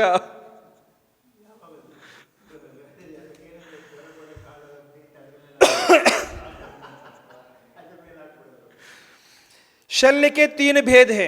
ಶಲ್ಯದ ಭೇದಗಳು ಎಷ್ಟಿದಾವ? 3 ಭೇದಗಳಿದಾವ. ಶಲ್ಯದ 3 ಭೇದದಲ್ಲಿ ಮಾಯಾ, ನಿಧಾನ और ಮಿಥ್ಯಾ ಅಥವಾ ಶಲ್ಯ के 2 भेद है. ಶಲ್ಯದ 3 ಭೇದ ಹೇಳಿದಾಗ ಏನು ಹೇಳಿದ್ರು? ಮಾಯಾ, ಮಿಥ್ಯಾ, ನಿಧಾನ್, ಈ 3 ಶಲ್ಯಗಳನ್ನು ಹೇಳಿದ್ರು. ಆಮೇಲೆ ಅಥವಾ ಶಲ್ಯಕ್ಕೆ 2 भेद भी है ಅಂತ ಹೇಳ್ತಾರೆ. ಇಲ್ಲಿ ಶಲ್ಯದ ಮತ್ತೆ 2 ಭೇದಗಳನ್ನು ಹೇಳ್ತಾರ. ಒಂದು ದ್ರವ್ಯಶಲ್ಯ, ಎರಡನೇದು ಭಾವಶಲ್ಯ. ಒಂದು ದ್ರವ್ಯಶಲ್ಯ ಮತ್ತೊಂದು ಭಾವಶಲ್ಯ, 2 ಭೇದ ಹೇಳ್ತಾರ. ಛಲ ಕಪಟ ಕೋ ಮಾಯಾ ಶಲ್ಯ ಕಹತೆ ಹೇ. ಛಲ ಮತ್ತು ಕಪಟ ಸಹಿತವಾಗಿರೋರಿಗೆ ಮಾಯಾಶಲ್ಯ ಅಂತ ಹೇಳ್ತಾರೆ ಮೇಡಮ್. ಯಾವ ಶಲ್ಯ ಹೇಳ್ತಾರ? ಛಲ ಮತ್ತು ಕಪಟ ಸಹಿತವಾಗಿರೋರಿಗೆ ಮಾಯಾಶಲ್ಯ ಅಂತ ಹೇಳ್ತಾರ.